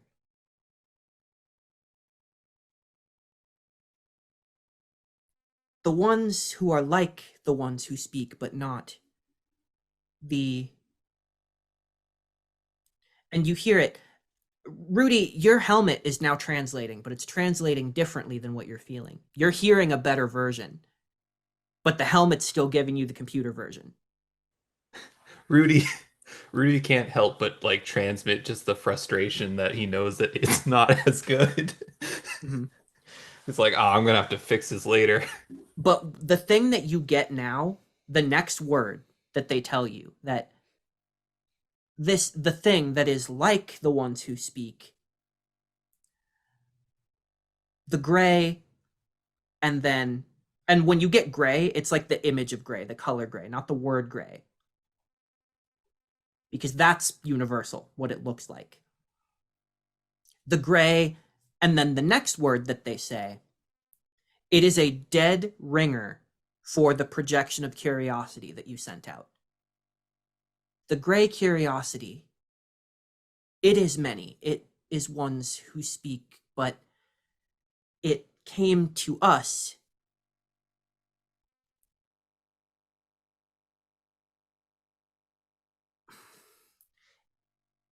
we do not know what it is, but we realized we lived in our time. And the word time is glancing off of that thing that you guys are trying to understand. But I think only Laddie got close enough to it to know that time, the rest of you can feel it. Like, there's something heavier to time. Laddie's like, whoa, whatever their definition of time is, it's like a fraction. And the way they hesitated on it, it's like a fraction of this bigger thing. But it's like whatever time means to them is wrapped up in this thing you don't understand. The color you can't see. We had time differently than outside because of the curiosity. For us, one cycle. For you, many. You saw the image, your home, taken before the curiosity came. For you, the curiosity has been here for very long indeed, correct? You have always seen. It's the cloud that blocked us from seeing the other galaxy. Send, Cloud. send that mental image out. Yeah. Yes, it is. They are like a cloud. So your home has clouds, you understand. It is like, but not. Many voices, many things as one thing. Similar to ones who speak, but not.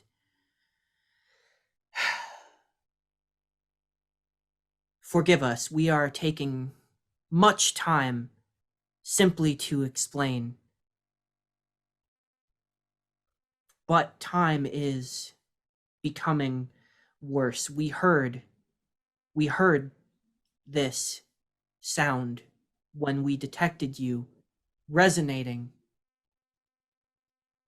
like our voices do here through our hearts. Gestures to the crystal all around. Our hearts and voice. It kept a peace.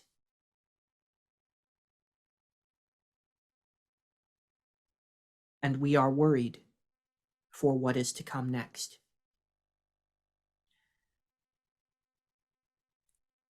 Be ready. It is painful to hear. And when they say it's painful to hear, it means it might be painful for you to hear, but the sound itself is of pain. May we show you? Yes. Their crystal resonates and a panel opens up and the crystals start to emanate a sound. But it's not the song, it's more of a recorded sound.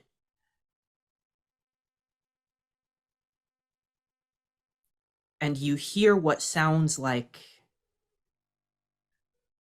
maybe 1,000 voices, maybe 2,000 voices or more, screaming in pain and fear. And you can only process it because of how you're doing this now. But you feel several distinct points of screaming, dying, little punctuated bits of determination, and then an extreme vibration that rattles the entire ship. It feels like an explosion, an ending. It feels like finality, and the fear is gone. Everything is gone. and then it cuts out. And that connection that each one of you has had at one time or another to the echo of yourself, you were one of those voices, each of you was. You know it.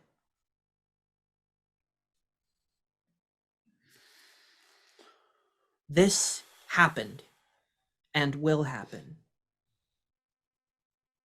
It does not have to. This time is different, but you will not be able to escape unless you understand and you hear time, but so much more than time. How many people are on the Mariposa? 2017. Got it. Okay.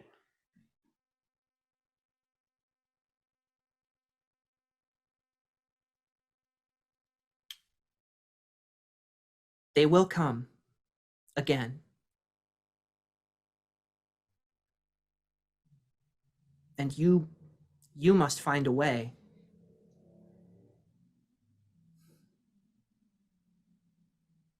We wish to know you and show you. There are many more than us. We would bring you to our home, help you understand the more people and places you may see.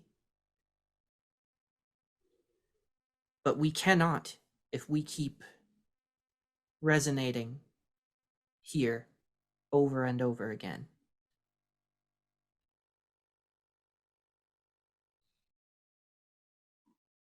Commander, what do you think?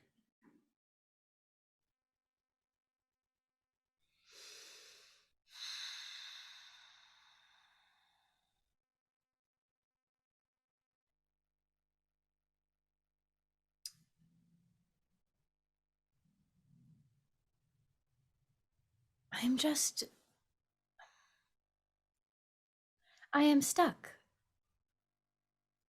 on the one who speaks that's in your blood. Ones.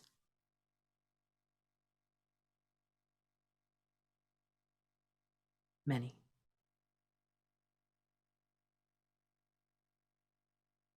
And why? Is it the Black Vein? The head cocks like, what? That was just words. I point at the, because you can see on Volkais, you can see the Black Vein within the exterior of their body, right? I point at that, and then I point at the black crystals in their head, and I say, same? Not in the way that you feel. This marking, as a marking, is not the ones who speak. But what it represents? The stars.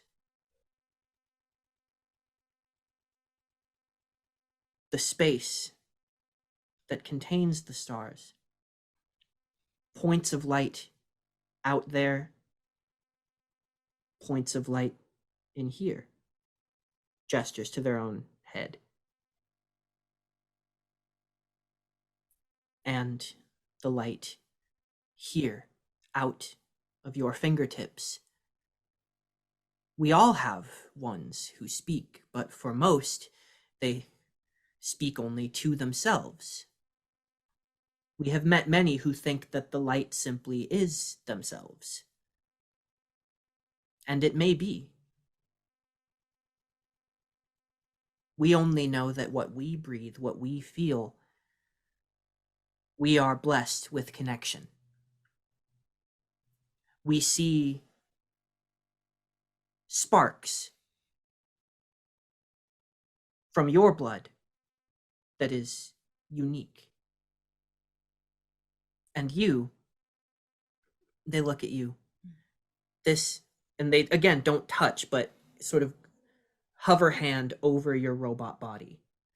Go, this is not you, correct? You are inside.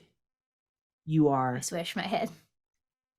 liquid, but we can feel you more easily as well because you are ones who speak. You are points of light. Stars, all the same. That is that and this. That is. And then you get that word feeling that you don't get again.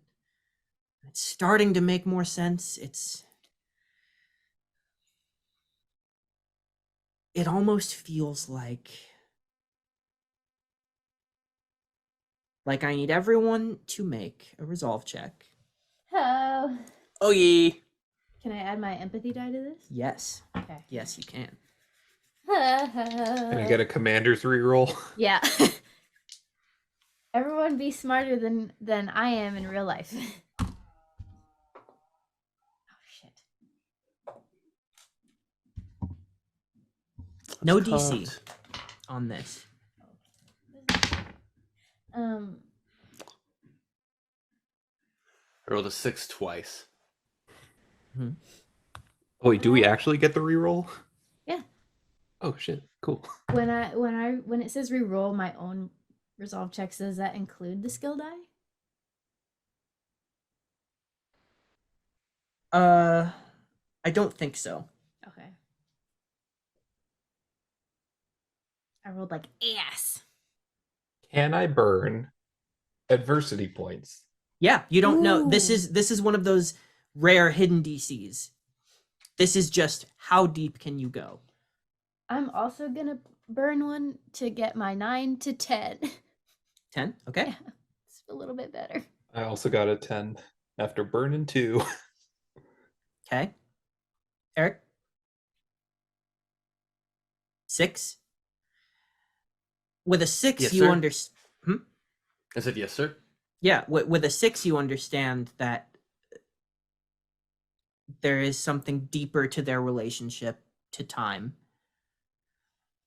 But on a 10, you guys glance off of something that it feels like Liam had arrived at. And you feel it blossom from him too. At least to these people, time is an emotion.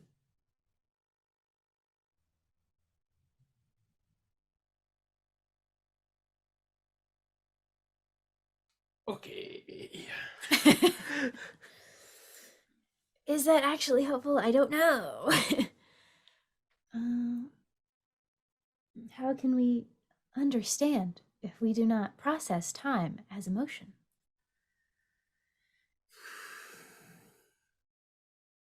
Drugs.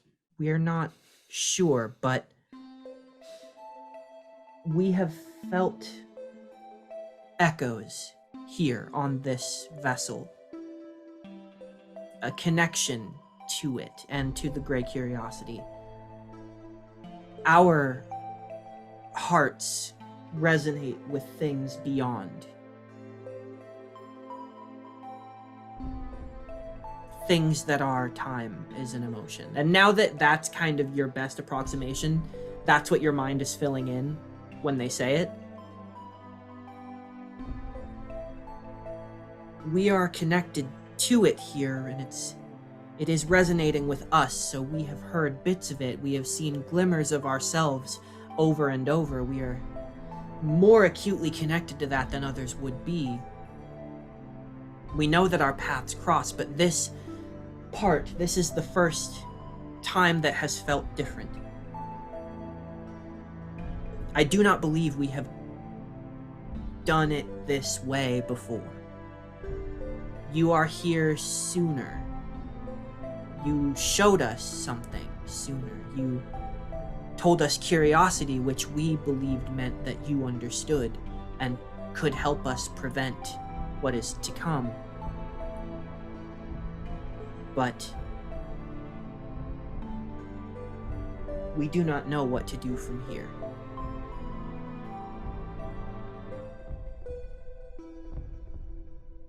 Perhaps. Sorry, you were going to say something. No, I just need to back it up. I need a cast huddle. Okay. They're saying the gray curiosity is what's going to cause the pain. Is that what they're saying? That's what I they said. believe so, I yeah. think so. And the I'm great also curiosity is sentient? Question mark. They seem to think so.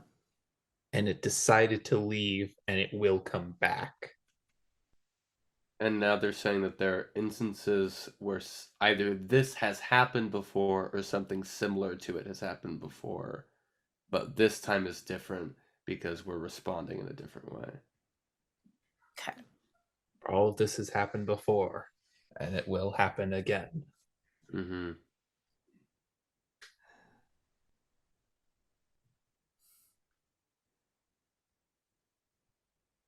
Liam sighs and he goes,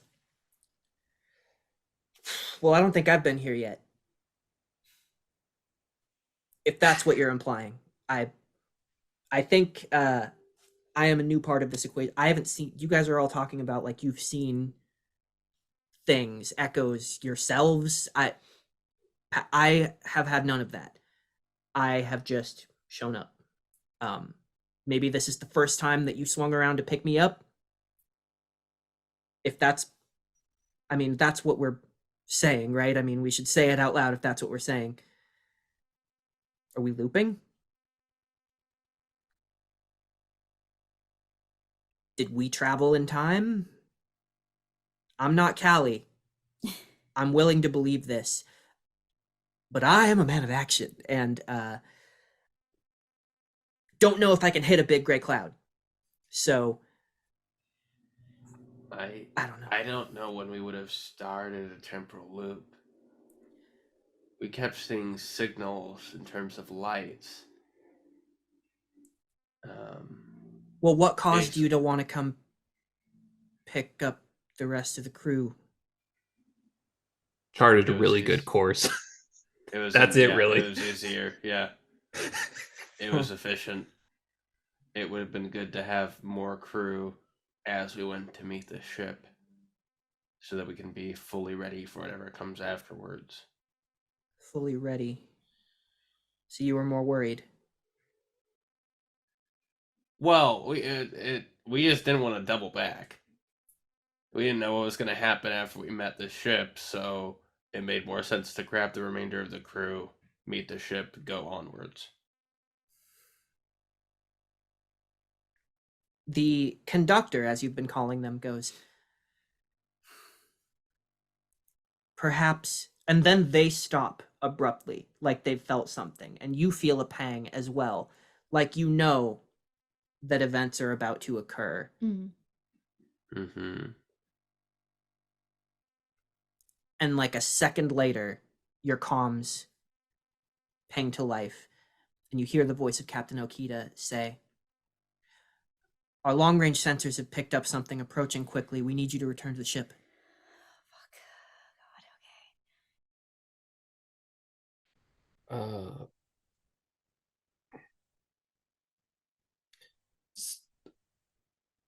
appreciate the talk, conductor. Do you mind if we call the rest of you guys the Symphony? I'm really feeling a theme here and would love to extend that. That's pretty good. Perhaps this is correct after all. Others have called us this as well. Damn. Okay. Commander, do we want to ask if any of them want to come back to our ship? I was just thinking the same thing. I'll I leave it sort of to you. ask, is this the only environment in which you can survive? It would take a period of adjustment, which we could prepare you for. However, I do not believe we have time. Or perhaps too much. You must go. This time will be different. We will see you again. This is not my part to play.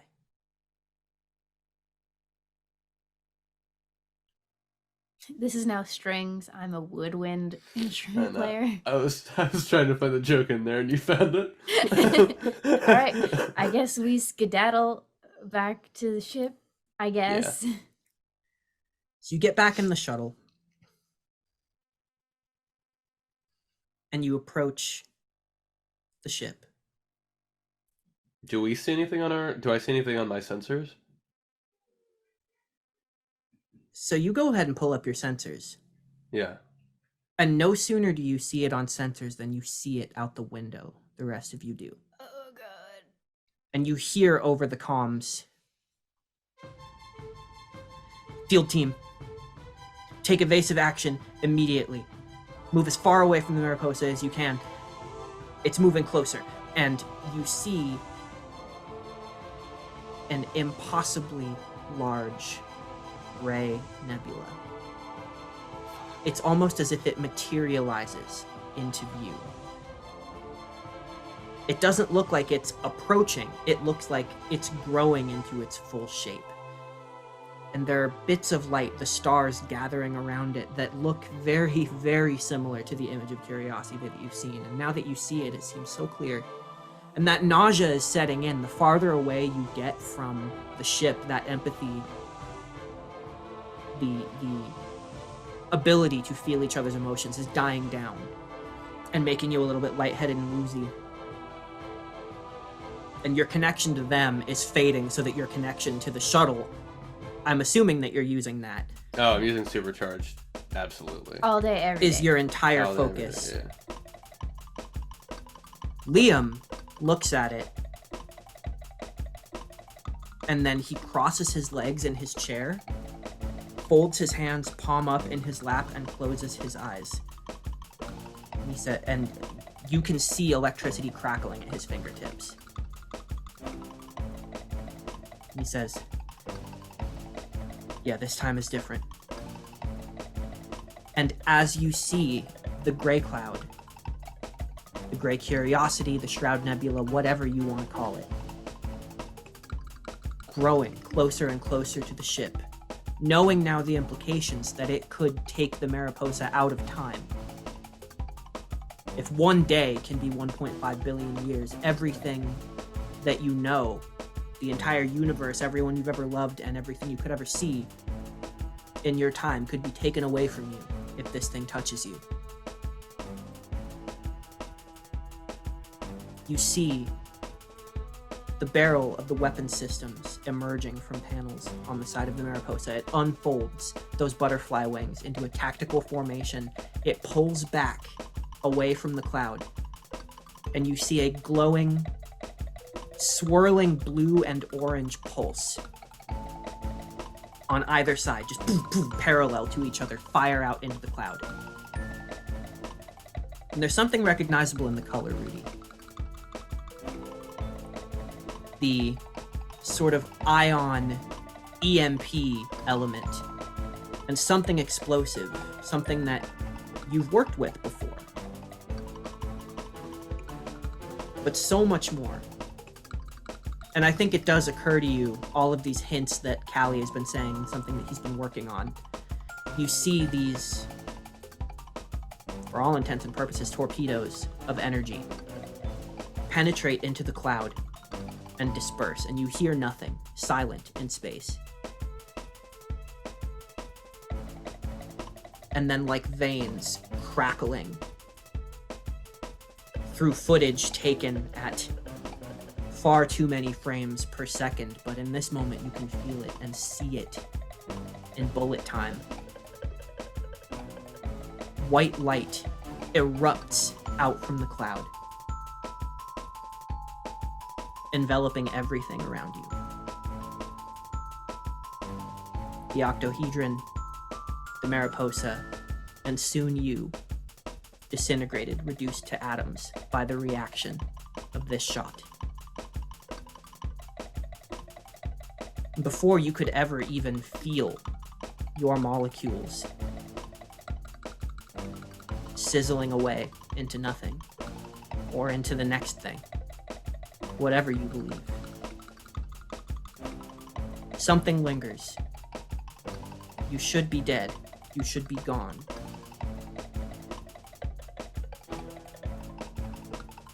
But you understand something. At least Laddie does, about the ones who speak. Because that connection, your supercharge, the electricity in your body that is connecting you to the shuttle, that becomes the only thing in the universe for you. And you become acutely attuned to the electricity that is your consciousness, and so you remain caught up in this effect. I'm pushing. The You ship look as hard over as it even. will Oh, go. sorry. No, I'm pushing the ship as hard as it will go. I feel the throttles in my hands, and I'm putting just every ounce of energy I have into that, not even knowing where I'm going. Exactly, and the ship is gone. There is no ship. In fact, there are no hands. You feel your consciousness as pure consciousness, but there's more. And you feel a loop, a connection. And that supercharge in this moment, you know you can, and you have before, many, many times, extended that connection, that consciousness out to those in the shuttle, to the field team. All of you are aware, separate and together, still holding on to that thread of empathic connection as well. So you are one consciousness and three, but now four. And you feel a grounding circuit loop. And this whole thing immediately feels familiar to you, Laddie. You have been here before, and before, and before. But this time, there's something stable. You have felt your consciousness degrade as once again you are brought into crisp focus, the thing that you felt, the thing that you saw when you touched the crystal. A tunnel of swirling lights, almost like you're traveling at warp speed, but it's everything. You are seeing at light speed, traveling backwards, all of your experiences from the last 4 days. And at the end of that tunnel, in the distance that you are all rocketing toward, bodiless,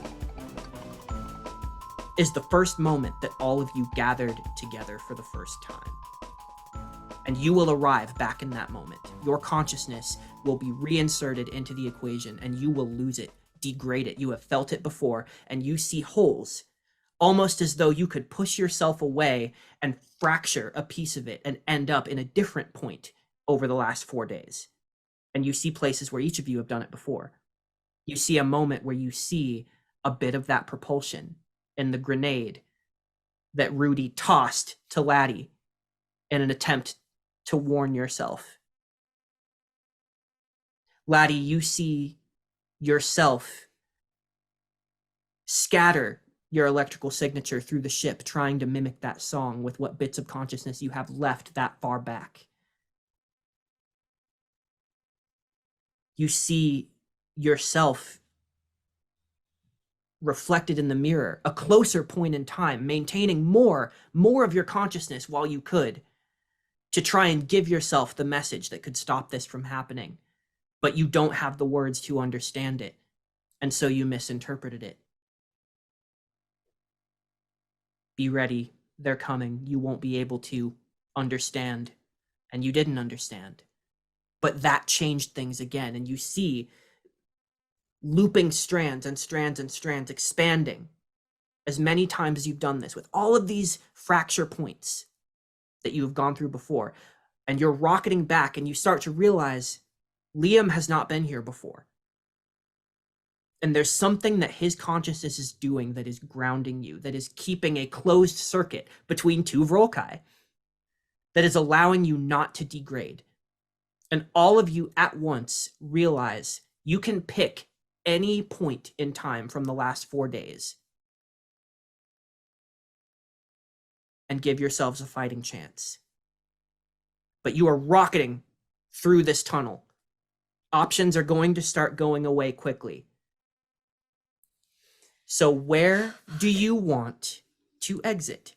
Do we choose the moment where we first got visual of the ship and started to understand what's on the ship?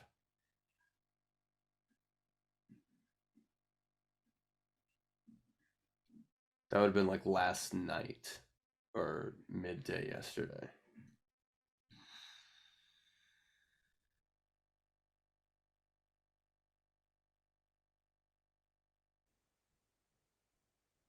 Yeah, I think it should be Are we choosing this as a group, or each person chooses one specific point for themselves? So, the previous times you have done this, you have chosen for yourselves. You have gone to different points that each of you thought you could connect to yourself the best. The bomb, the lights, the window. None of these moments quite connected because individually you degraded. You couldn't hold on to your consciousness. You faded just into the scenery and into the version of you, the mind that you had at that time. You feel more strongly that with the closed circuit of the two Volkai, you can keep your whole consciousness and you will decide together this time. I think it should be when we first meet Liam, which is very close. But if the idea is that he's part of the key to remembering, to figuring it out, it should be a time where he's already on the team. I was gonna say, like, after you two had touched the satellite anyway, so I'll follow my commander. yeah. We need certainty, I feel. And the one thing that we know is that he's closing the loop, so we need to know him, in my opinion. So that's where I take us. So you all together, as a ball of living energy, fracture through, making a new hole in this tunnel. And you don't even feel the impact. You just feel yourself blink. And suddenly you are well aware. Your consciousness has superimposed over the previous. And in your body now, yesterday and now, you remember everything that's happened. You don't know for how long.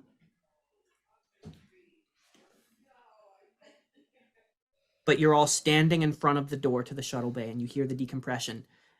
The footsteps behind you that you're expecting to hear, they're not moving. He's just stopped. And Liam is standing there going like,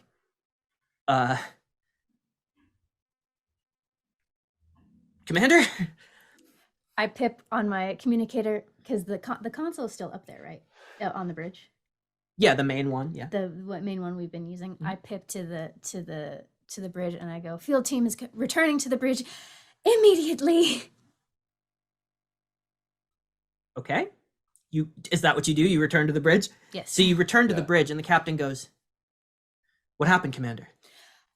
Ignored, fully ignored. I'm going to try to take my knowledge, probably with everyone involved. I'm just gonna, no one else exists except the four of us, and try to reprogram the console to understand what it previously couldn't understand, so that we can talk directly to the symphony from the bridge. Okay, that's cool. Pitch me. What do you want to roll for that? I'm thinking, oh fuck, it could be so many things depending on how we want to view it. I feel like it could be brains empathy because that's what I've been using to understand them, but it could also be computers because I'm doing something computer-like. Or xenolinguistics because it is a xenolinguistic. Yeah. So I don't know is the thing. Okay, well, let's get I'm trying to have it be a team effort though, so I don't know if that changes anything. It'll bring the DC down for sure. Okay. Yeah. Can I like supercharge or use the electricity that I am, have been using to communicate with them as a help action? Right. So the help action in general is giving your adversity points.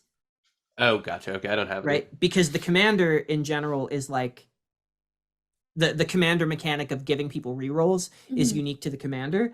The help action thing is baked into the giving adversity points. But I will bring down the DC for every like thing that you do. I think that is helpful. Could I roll a supercharged D4 to drop the DC? Oh, I like that. Yeah, that's cool. Yeah, yeah, on the fly, improvisational mechanics. I'm gonna do brains Yeah. empathy. That's the lens that I'm going for. Okay. So it gets dropped by 3. Okay, it gets dropped by 3. So, and you already have a good understanding of this. You're working it together. Mhm. The die that you're rolling is A D20. a d20. I think right now you're at a 12. Can I do something with my mechanics to also help drop the DC? Yeah, you guys are all working together. You can all bring it down. Then, Liam's already brought it down a little bit too. Rudy's gonna using his knowledge of like when he made the crystal helmet, he's gonna just quickly rewire it to make it more efficient. Nice. Mhm. Okay, so we're at 10. Cool. 10 meaning you can take half and just make it happen. Oh, I thought he was rolling his mechanics die. Oh, you want to, yes. It went down by 4. By 4, okay. Yeah. So we're at 8. Captain, just trust God's thoughtful actions in this moment. There's something that needs to be done. And Okay. Laddie is like rubbing his head, but also trying to funnel his electricity. Yeah, this after action report is going to be really weird. Just go with it. So if I take half, I can't roll my skill die. Yeah, if you take half, you don't roll any die. Don't take half. I'm not taking half. No, not when I can roll my own. Yeah. Oh, no, I can't. It's just resolve checks and charm checks. Uh-oh. Okay. It's only an 8. It's only an 8. You got It's this. only an 8. It's only an 8. It's only an 8. Just explode, forehead. Did you roll a 9? Shh. Ruin my reveal. It's a 12. And does anyone have adversity points to make it a 5 above? I don't. I'm sorry. I burned it. Fuck. Whatever. We succeeded is the main We point. succeeded, yeah. I mean, have you been adding up new adversity points for the times that you have failed this session? I'm I sure I have failed at don't least once this session. And I just didn't mark it. Is that something you're comfortable with? I feel like if I check I don't know. I think it's okay. You That's fair. succeeded. Yeah, I succeeded. Yeah. It's fine. Okay. So tell me the explicit goal and what you do to meet it, because you got it. You get narrative control. We have more time now to talk with them. Yes. Like a bit more time. So I just want to get the algorithm, quote unquote, to be able to understand everything that we just learned so that we can have communication with them. We don't have to relearn anything. Mhm. We can just talk to them and the computer will understand and we can stay on the ship and tell them not to fire that fucking shit into the cloud when it shows up. Because we'll actually be on the bridge at that time. Mhm. So I just want to fix the algorithm to understand the parts it previously couldn't. Okay. So you fixed the algorithm to understand the parts it previously couldn't. You do that. So what do you do with that information? I send over to Symphony, we remember, need a plan, don't know how to stop the gray curiosity.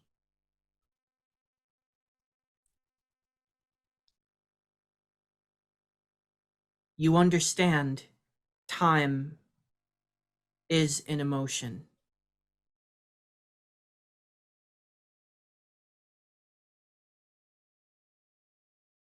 We brought you here to try and figure out how we can stop the gray curiosity. We do not know, but if you remember, when will it come? About 30 minutes. An hour. Is it something like actually? that. Like I how? think, I mean, however It's, like, long you really guys were. soon. Well, because Yeah. because you guys were given 10 minutes, but right outside the door would have been like 2 minutes. So let's just say the amount of time you had is the amount of time that you were talking to them and then it came, right? So Just half an max hour? 20 minutes. Yeah, half an hour. Half an hour? Have an hour. We can figure it out in half an hour, you guys. As Constant Thoughtful Actions is doing this, I'm communicating to the captain what we learned and what we think is happening. I know this is all going to Yes. sound crazy, but for them, time is an emotion, and we are caught in a temporal loop in which the Great Curiosity, which is the cloud that was blocking the Horizon Nebula, is going to come back. We're going to launch something into the cloud. It's going to reset the loop again. So we cannot do that, I say over my shoulder. Weird plan, kind of stupid, might work. Last time loop, I made a helmet that allowed me to talk to them directly. We have the satellite. If I can rebuild the helmet, and maybe with the satellite we can figure out a way to scatter it throughout the Great Curiosity so we can talk to them. Maybe diplomacy works. I don't know. I'm gonna need a ship torpedo, the materials to build that helmet, and Ensign Beale and Captain Callie, or Commander Callie. You know what I'm talking about. Done. Yours. You say you remember the conversation that you had, will have. I'm not even sure I understand. Did they indicate to you if they knew what drew the Shroud Nebula to them in the first place? Similarity. They speak with. They are. It's complicated. Electricity is the common factor between them, between the crystals, which is them, between the Vrokai. They call it the ones who speak. The only way that we were able to remember that we are in a temporal loop this time is because Liam and I were both present during this meeting, which allowed us to create a kind of closed circuit, I guess, between Vrokai and the rest of the people who are on the shuttle. Amos, how many people of Vrokai descent are on the ship? Oh God, that's not Amos. That's me having to suddenly figure that out. Yeah, I this is hadn't a really thought lore about the decision. demographics of. I mean, I feel like so the Pondu would be the least. Mhm. I think Vrokai would be like the second least, right? So Probably organic human would be the second leaf. No? I don't even think that's true because the Vrokai are relatively new to the situation, and they're, if we're talking like socioeconomically, right, like post-war, they're just building up, they're restructuring, having reparations happen, like they're figuring out what they're going to do still, you know. They've joined the Cosmic Trust immediately, but I feel like comparatively there are not quite as many of them. So out of 2017, I don't know, like 15%?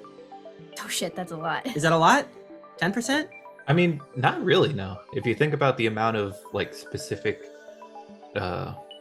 races. 15%. 300 people.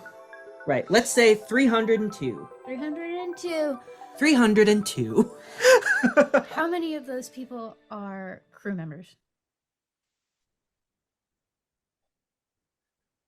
One. It's me. 214. Oh fuck, the bridge is not big enough for that. We need to make the bridge bigger. Yeah. Spaced equidistant throughout the ship. What can I go? Oh, that's smart. Mhm. Could I go assemble the Vrokai that I think are the most adept at using their powers to bring to the bridge, and then assemble the rest throughout the ship? Yeah, and you can have Kotira help you with that because Okay. Exactly what yeah. I was thinking. yeah. Okay. On your orders, Commander. So while they're doing that, I'm just going to try to keep talking to Symphony and just trying to I physically cannot understand. I can understand the concept that time is an emotion for them, but I cannot feel that. And I believe that that is like a big piece of the puzzle of figuring out if time is an emotion, how do we break through that to get through to the shrouded nebula thing.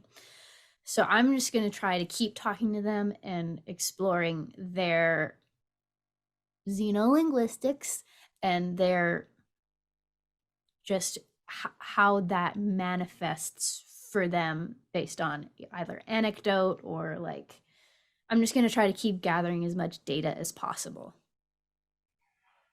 Okay. So let's get. I kind of want to have like a charm roll, Okay. but with your xenolinguistics involved. Okay. Just for fun, I rolled a brains check for the Vrolkai assemblage. I rolled it with advantage because I have Koti Ra with me for commander advantage. I got a 17. Okay. So let me resolve this, and then I'll come back to that. Yeah, just want to let you know. Yes. So I think you're looking at like a 5 for Okay. this, because it's an ongoing conversation. It's rushed, so there is some risk, but That's a 13, so that's 1 above. okay. So you are essentially trying to have an expedited philosophical debate, and you realize you are a Pondu. Mm-hmm. This is what you do. You get to the heart of Humbly come here. you are creating what you call like the think tanks, the Pondu think tanks, where a bunch of Pondu orbs will hover around each other and just think at each other and have these like philosophical debates in a fraction of the time that anyone else would be able to have. Can part of my That's 1 what you're doing. above be I grab Humbly? Yeah. And I plug him in with me. Humbly is the chief cultural officer. Yeah. Humbly is immediately like, oh, interesting. So how does this really bake into a worldview? And you really start unpacking what they believe and their social structure. There is automaticity in their view of the universe. They have this sensation of this deeply held belief of faith, if you will, that like it is a fundamental reality of the universe that emotions are tangible and physical. And conversely, time is not tangible or physical. The relationship of those two things, they take comfort in knowing that they don't know that. Because no matter what weird ethereal bullshit goes on in the universe, underneath that, there is a raw substance, an electrical, emotional reality that is the same for any being they'll meet in the universe. They believe everything has emotion, everything has consciousness. Those two things are the same.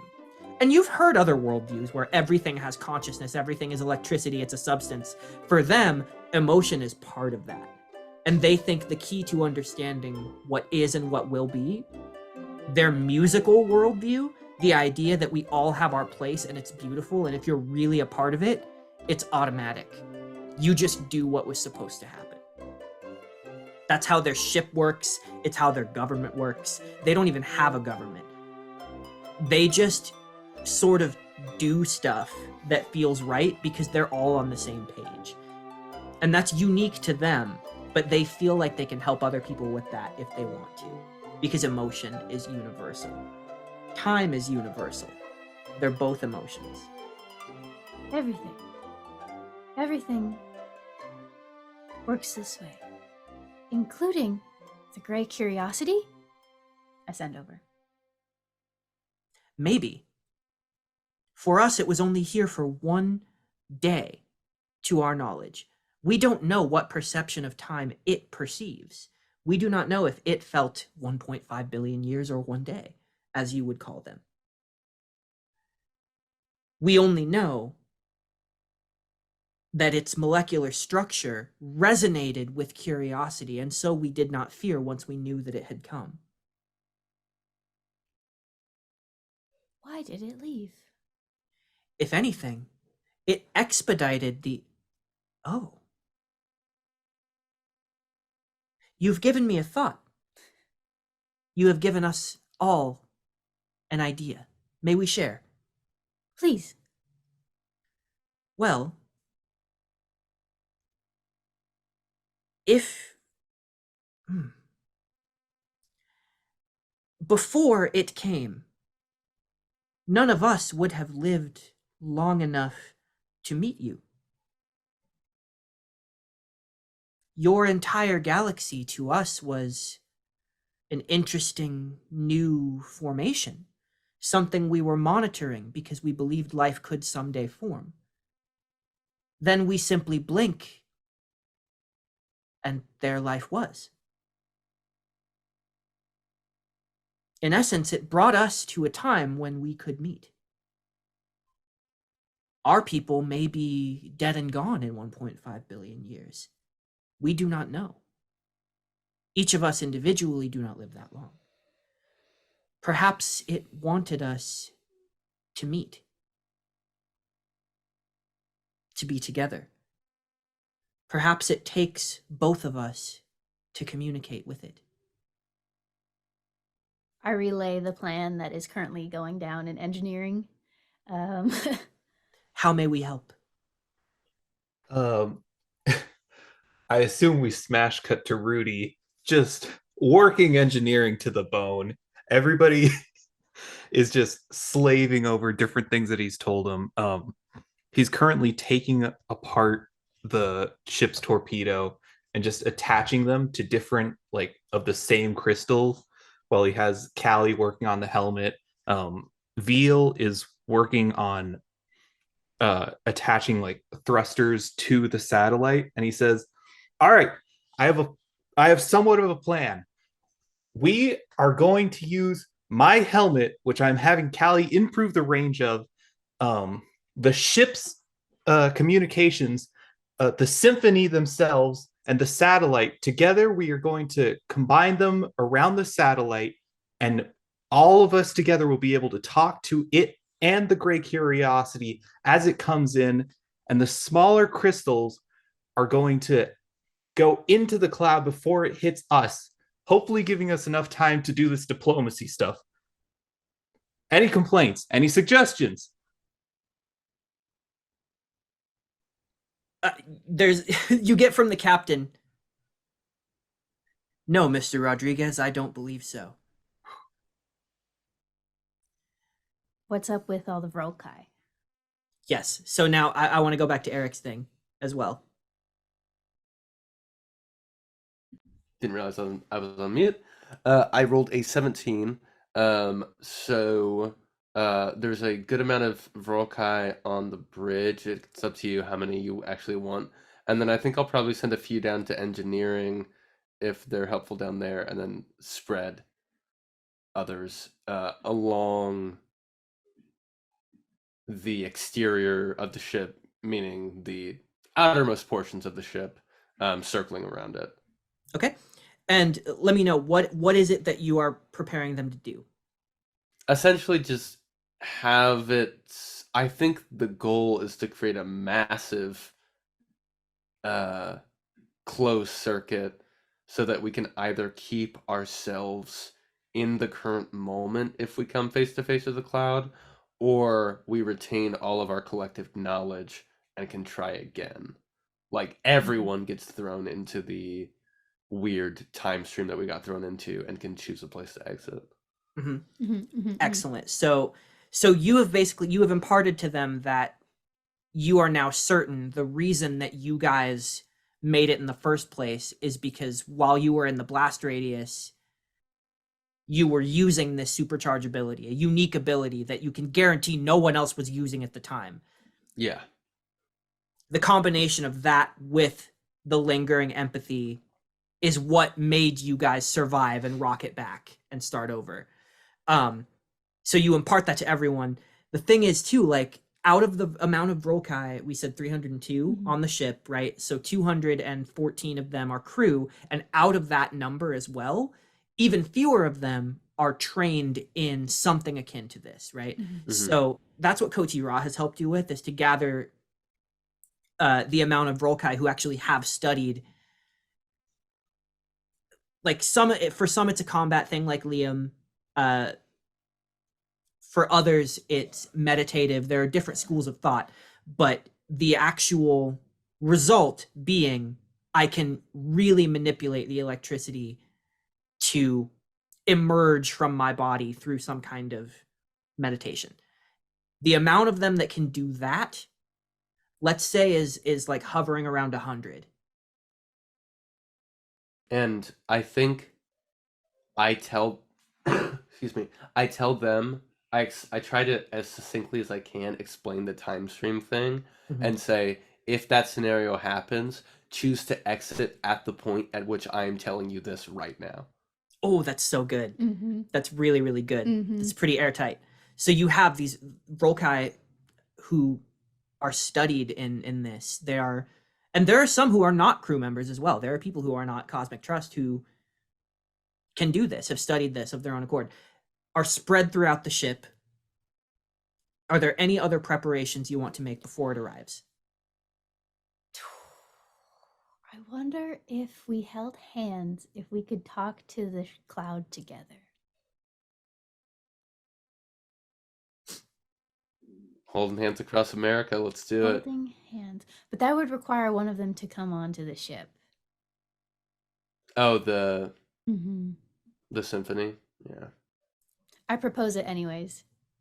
I propose that exact idea. The one who you've been calling the conductor says, the air that we breathe is very similar. Each of you would survive on our planet perfectly fine. However, the adjustment period for us is slightly more difficult than for you. However, for a temporary basis, I would be willing, you don't hear as many I's as you do we's. I would be willing to have the best way that you feel it through this communication is portable survival apparatus aboard your ship if I would be welcome. If you believe it would help. Yep. Set it going. Get it going. We got gas masks for days. Yeah. So Little helmet. Yeah. the conductor comes aboard. Are you there to greet them? Yes. When they show up on board, they look to you with their hands sort of folded in front of their chest, and they say, I believe I told you we would meet again. I hold out my robot hand. And I say, welcome aboard the CTF Mariposa. Welcome aboard. Time is an emotion. And they take your hand and walk with you. Cute. And then I put my hand on the console and just wait for the cloud to appear. Holding Pull up, hands. Cloud. You get down to that half-hour mark, and you hear Toofty say, Sir, we're picking it up on sensors. It seems like it's... oh, that's not the voice. It is materializing. Humbly is here as well, and Humbly goes, confirming? As you said, it's not approaching, it is materializing. It will... well, to use colloquialism, it's in spitting distance. Are we all back on the bridge? Up to you. Yeah, I think Okay. Laddie is at least. This is it, everyone. Commander, now's the time. So whatever you're going to do, you see it forming, getting closer, almost like billowing smoke, rolling up, getting closer and closer to the Mariposa through the windscreen. The screen is zooming out more and more and more as it gets closer until eventually you will just be able to see it out the windowed mode. Mm. What do you do? Bridge to engineering. Send out the satellite. Oh, let's go. Bird, baby, bird. So you send out the satellite. What's the next step? The next step. I think. Can I actually be. Sorry, I'm going to retcon. Can I be down in engineering and supercharge it as it goes out? Yeah, Mhm. Okay. very much. The next step is just to send out emotion of, curiosity, of neutrality, of that feeling you feel when you feel like you could be friends with someone but you're not yet. So I guess a sort of admiration in a way, and just see if anything responds. You send out that emotion, if I'm not mistaken, with curiosity at its heart. Mhm. And there's a moment where you're just breathing. You're looking out the window. You almost don't even notice that you're not looking out the window into space. You're in it.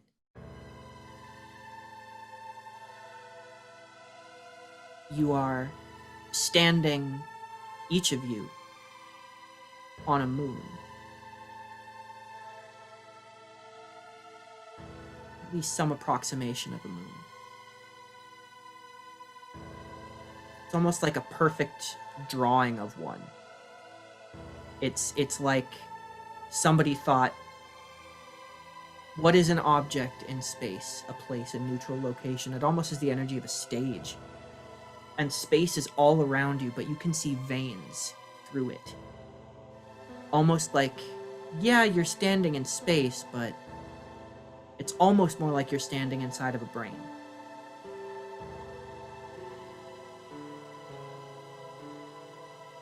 None of you can see each other. But the three of you, the four of you with Liam, you can feel each other standing in the same place. And that latent empathic connection sparks to life, and you still know you're all there even if you can't see it.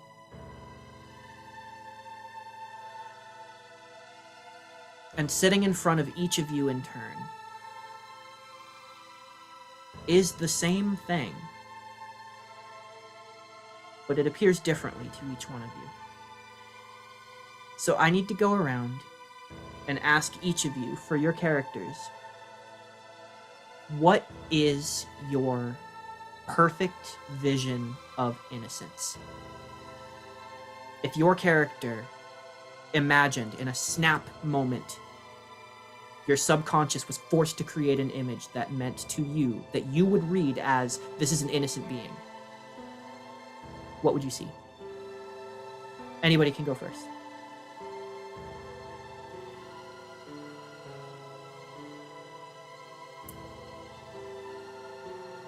Does it have to be one concrete image?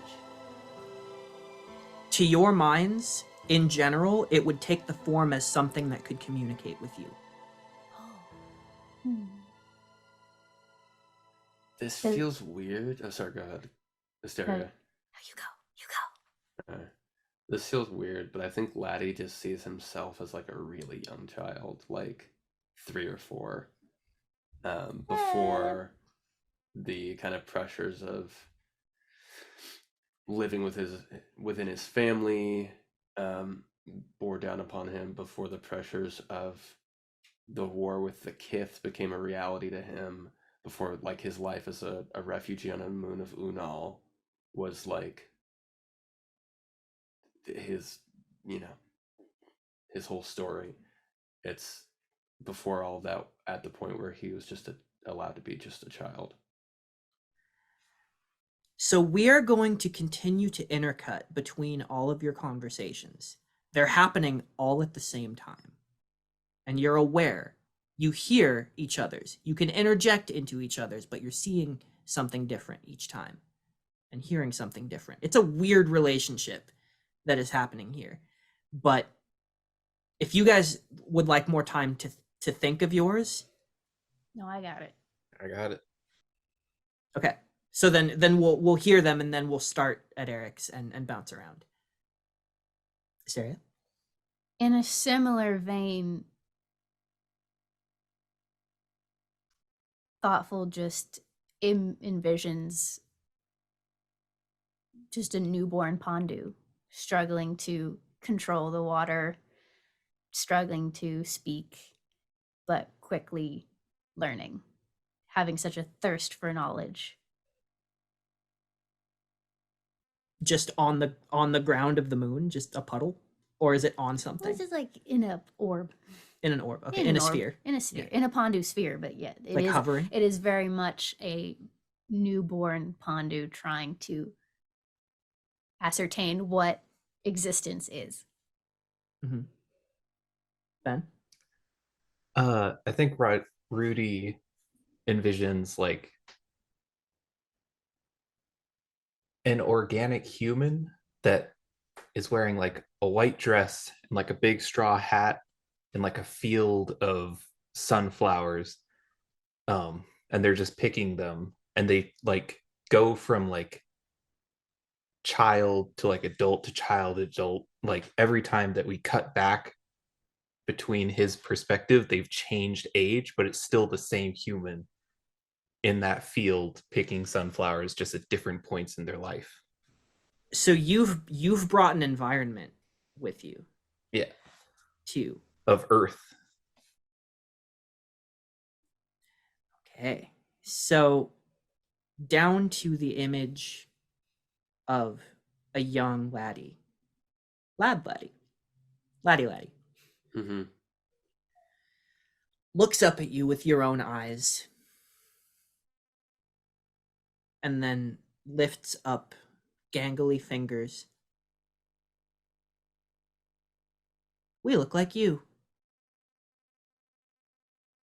You look like me. We look like each other. Is there a difference? I don't know.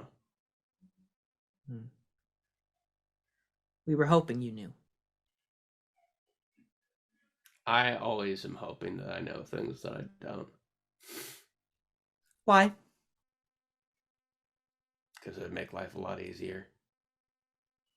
It'd make understanding the universe a lot easier.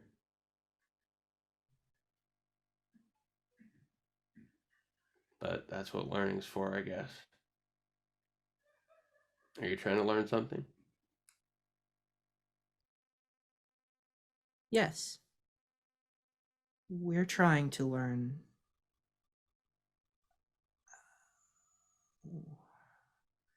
We're trying to learn. You, everything, other people. We've never seen, and we intercut over to constant thoughtful actions, to this small pondu, and the voice crackles through the speaker. We've never seen another thing like us before.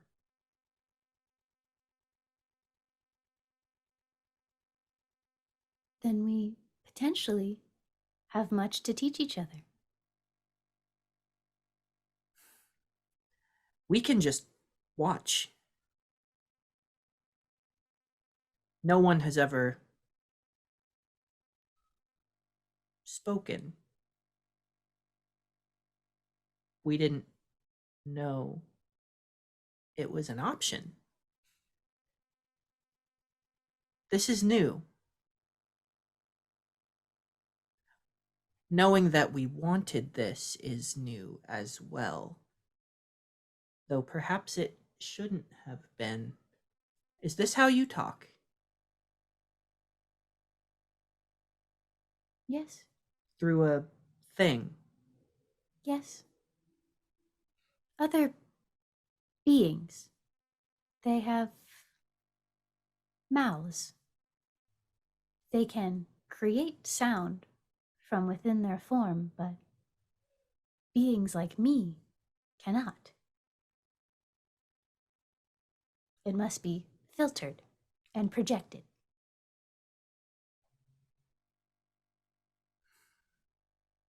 Filtered and projected. Projected.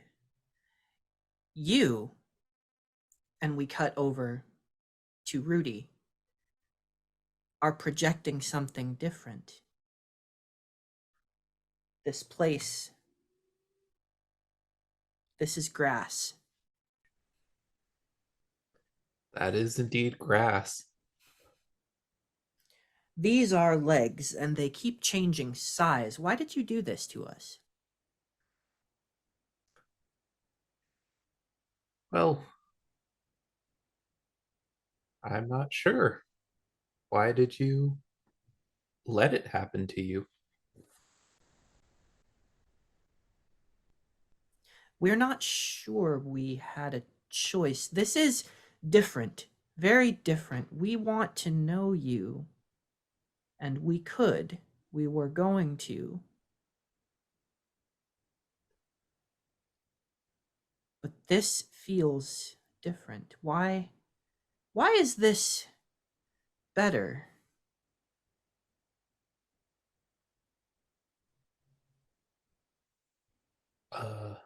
Understanding through communication is more clear, I suppose. Do you often change things when you communicate with others? The only thing that really changes, I suppose, is yourself. Maybe that's why you keep changing when you speak to me.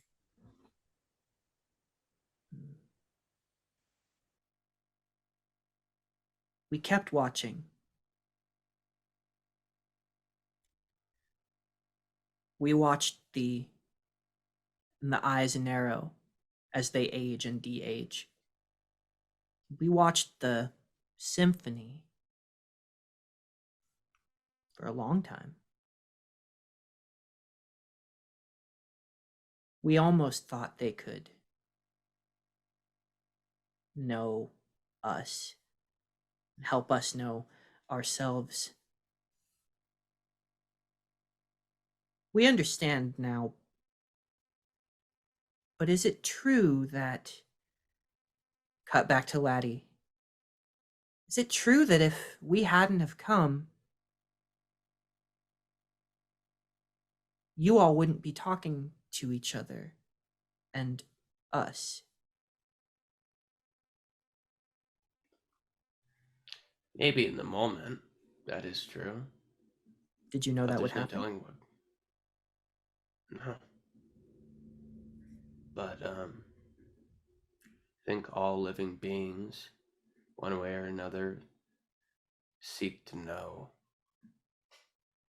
each other, the universe, to know as much as they can.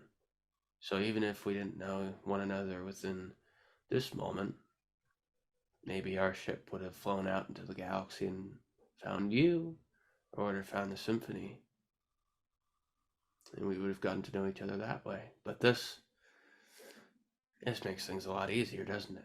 The three of us getting to meet right now. It's nice. Nice. Back to Constant.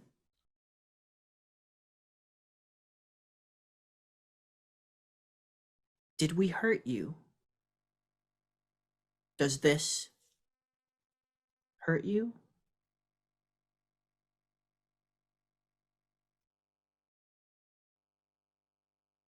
I am not in pain, if that is what you are asking.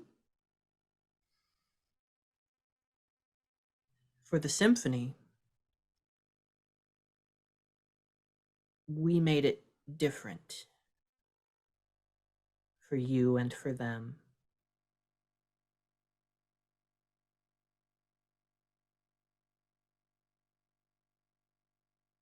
You keep feeling time.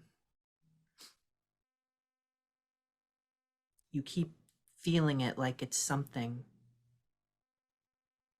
real that I?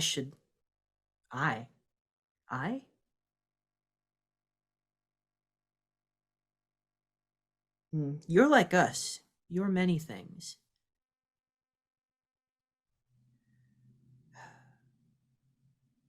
But we did not want this thing that I feel from many of your people, a hurt and a fear.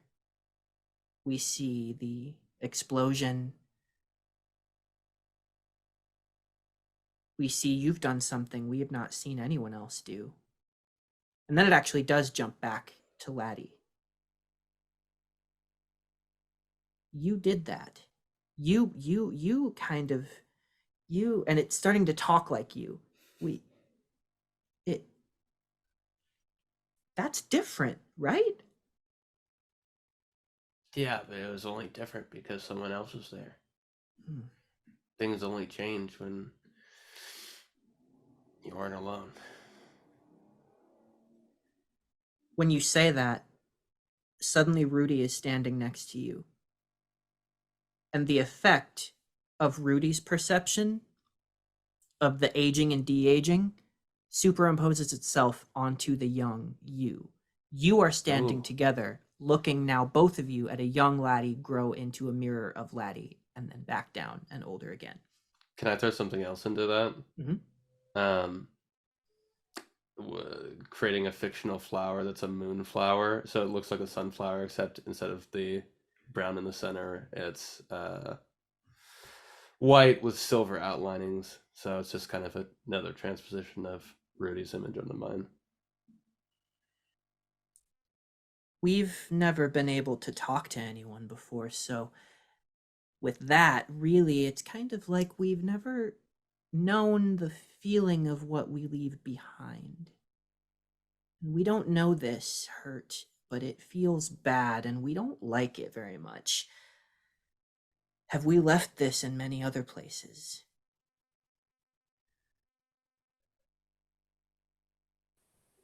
I look at Rudy. That's something that we cannot answer. But maybe, if you're lucky. Can you answer? And then constant thoughtful actions is here.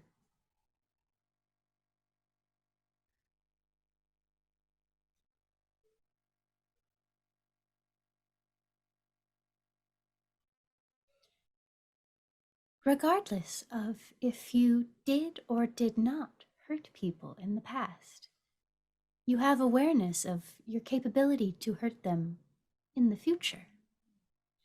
We have a concept of remorse, wanting to make right mistakes.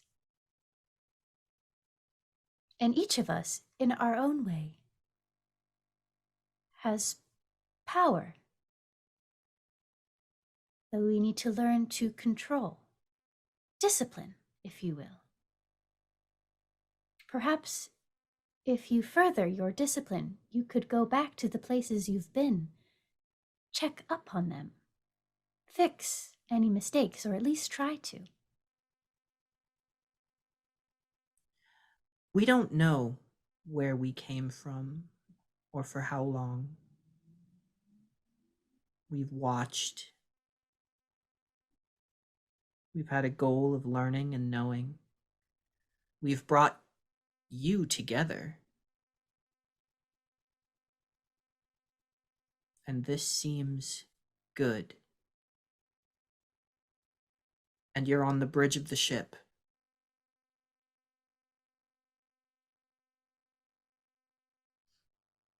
There is the frozen after image of the detonation, the explosion outside, but it's just stuck there. And everyone on the inside, though, they're all aware. You're all seeing the same thing now. And the captain is here. And the being is now made of this crackling blue and orange energy, but it's a humanoid figure. Kind of a mixture of all of your features, but it's made of the energy from the torpedo that was shot that caused all of this.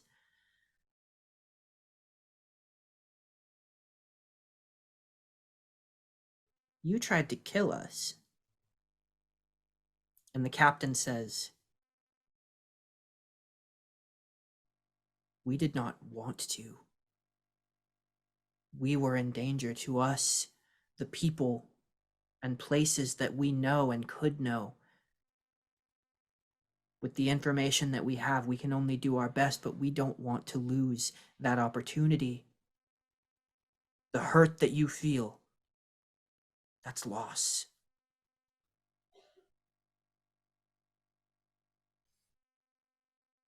You've lost something. Your sense of purpose. But you've gained something now too, have you not? Yes. And that energy fades from crackling energy into a swirling blue and orange skin tone. You can't rewrite time that's already happened, mostly.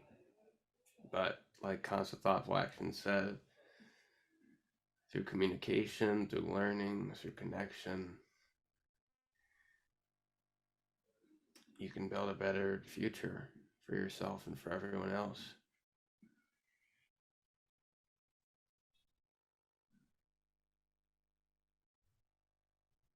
Perhaps searching and knowing,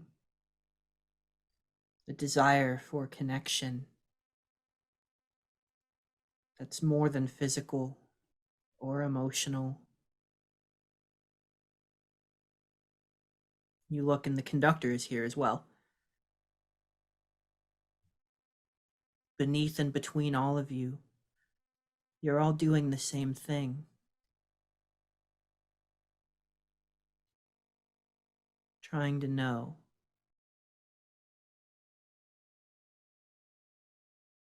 So I know more than I did before.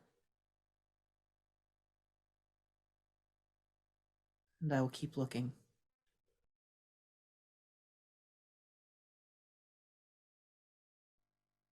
The conductor steps forward, and the last lingering bit of that empathy that you have felt with them, you hear that last bit of sentiment expressed as they say, "You would be a welcome guest with us,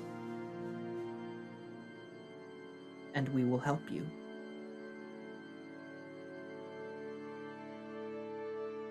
And it says, yes. Yes, we would like to be helped.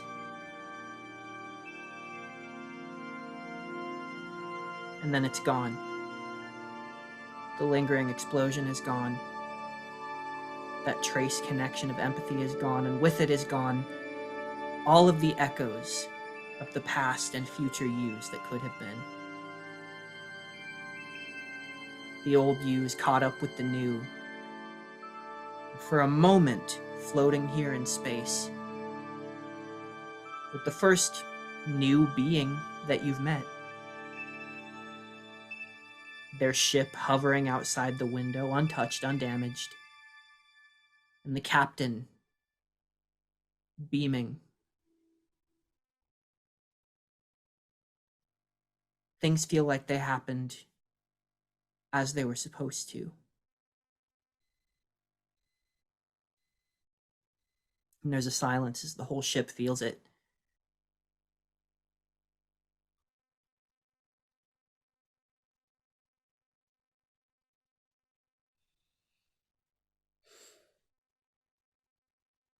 I send over to Symphony.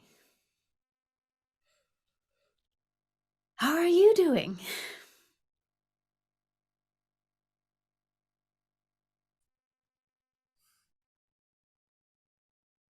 We have made more new friends than we anticipated. Invitation, warmth, welcoming.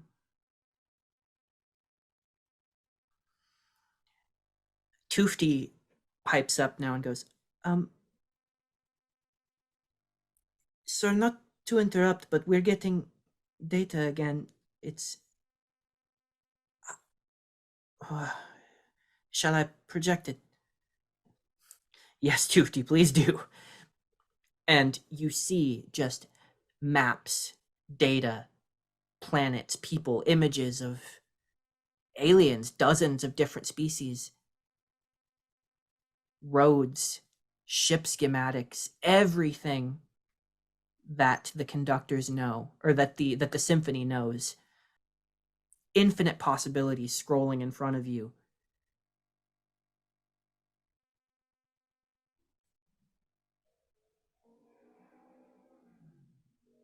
as the conductor looks to you three, with Liam standing a bit behind you, and Koti Ra hovering suspiciously close behind him. And she does take a step back when noticed and nods.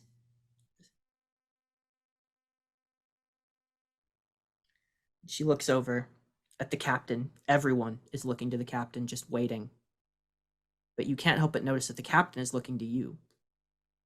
All of you. And then reaches out to shake hands with the conductor. And says, "And I believe we have our first heading."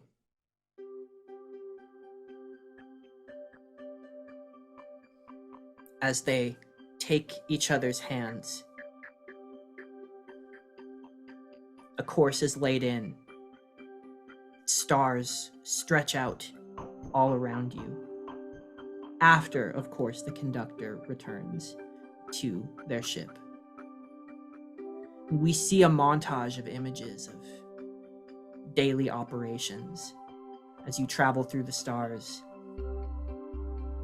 Dinners and exploration, bringing different members of the symphony on board to learn, returning to their ship, until you eventually arrive at a lush purple and green swirling planet that glints at you, even just through the view screen of the crystals and the resonance that you see below. The whole world seems to be singing.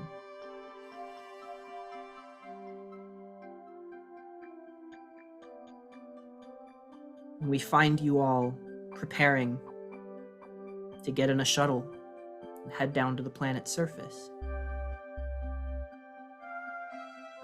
And as you make your way there, is there anything that you would like to say or do?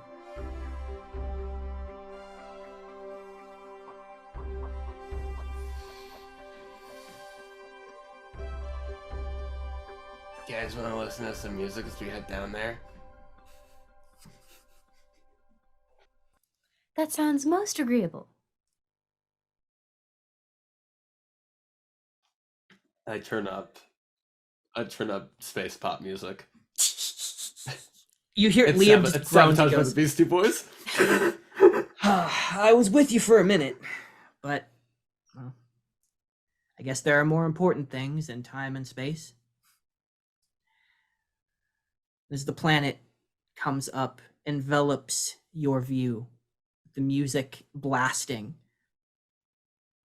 and possibilities stretching out before you, we hard cut to black, but never truly all the way black. Because stars, points of light, the ones who speak, will always be there, and they'll be waiting for us next time we revisit the starlit future. Yeah, yeah, yeah, yeah, yeah, yeah, yeah. Let's go! Again. Guys, that was really fun. Hell I'm yeah, it very was. happy. It got wacky, it got weird. Your characters are so amazing, and for you at home, this is not the last you will see of this universe. Mm-mm. This is going to be a Mm-mm. beautiful little, I guess it's kind of an anthology series, Yeah. because we're going to be revisiting this world and these characters and this ship and this galaxy many more times as we explore different story arcs, meeting different peoples, encountering different cosmic conflicts along the way. So get ready, because we do definitely have more in store. Until next time, everybody, thank you very much for joining us on this maiden voyage of the CTF Mariposa. Until next time, keep it cosmic. Goodbye. Keep it philosophical. That's just good sci-fi.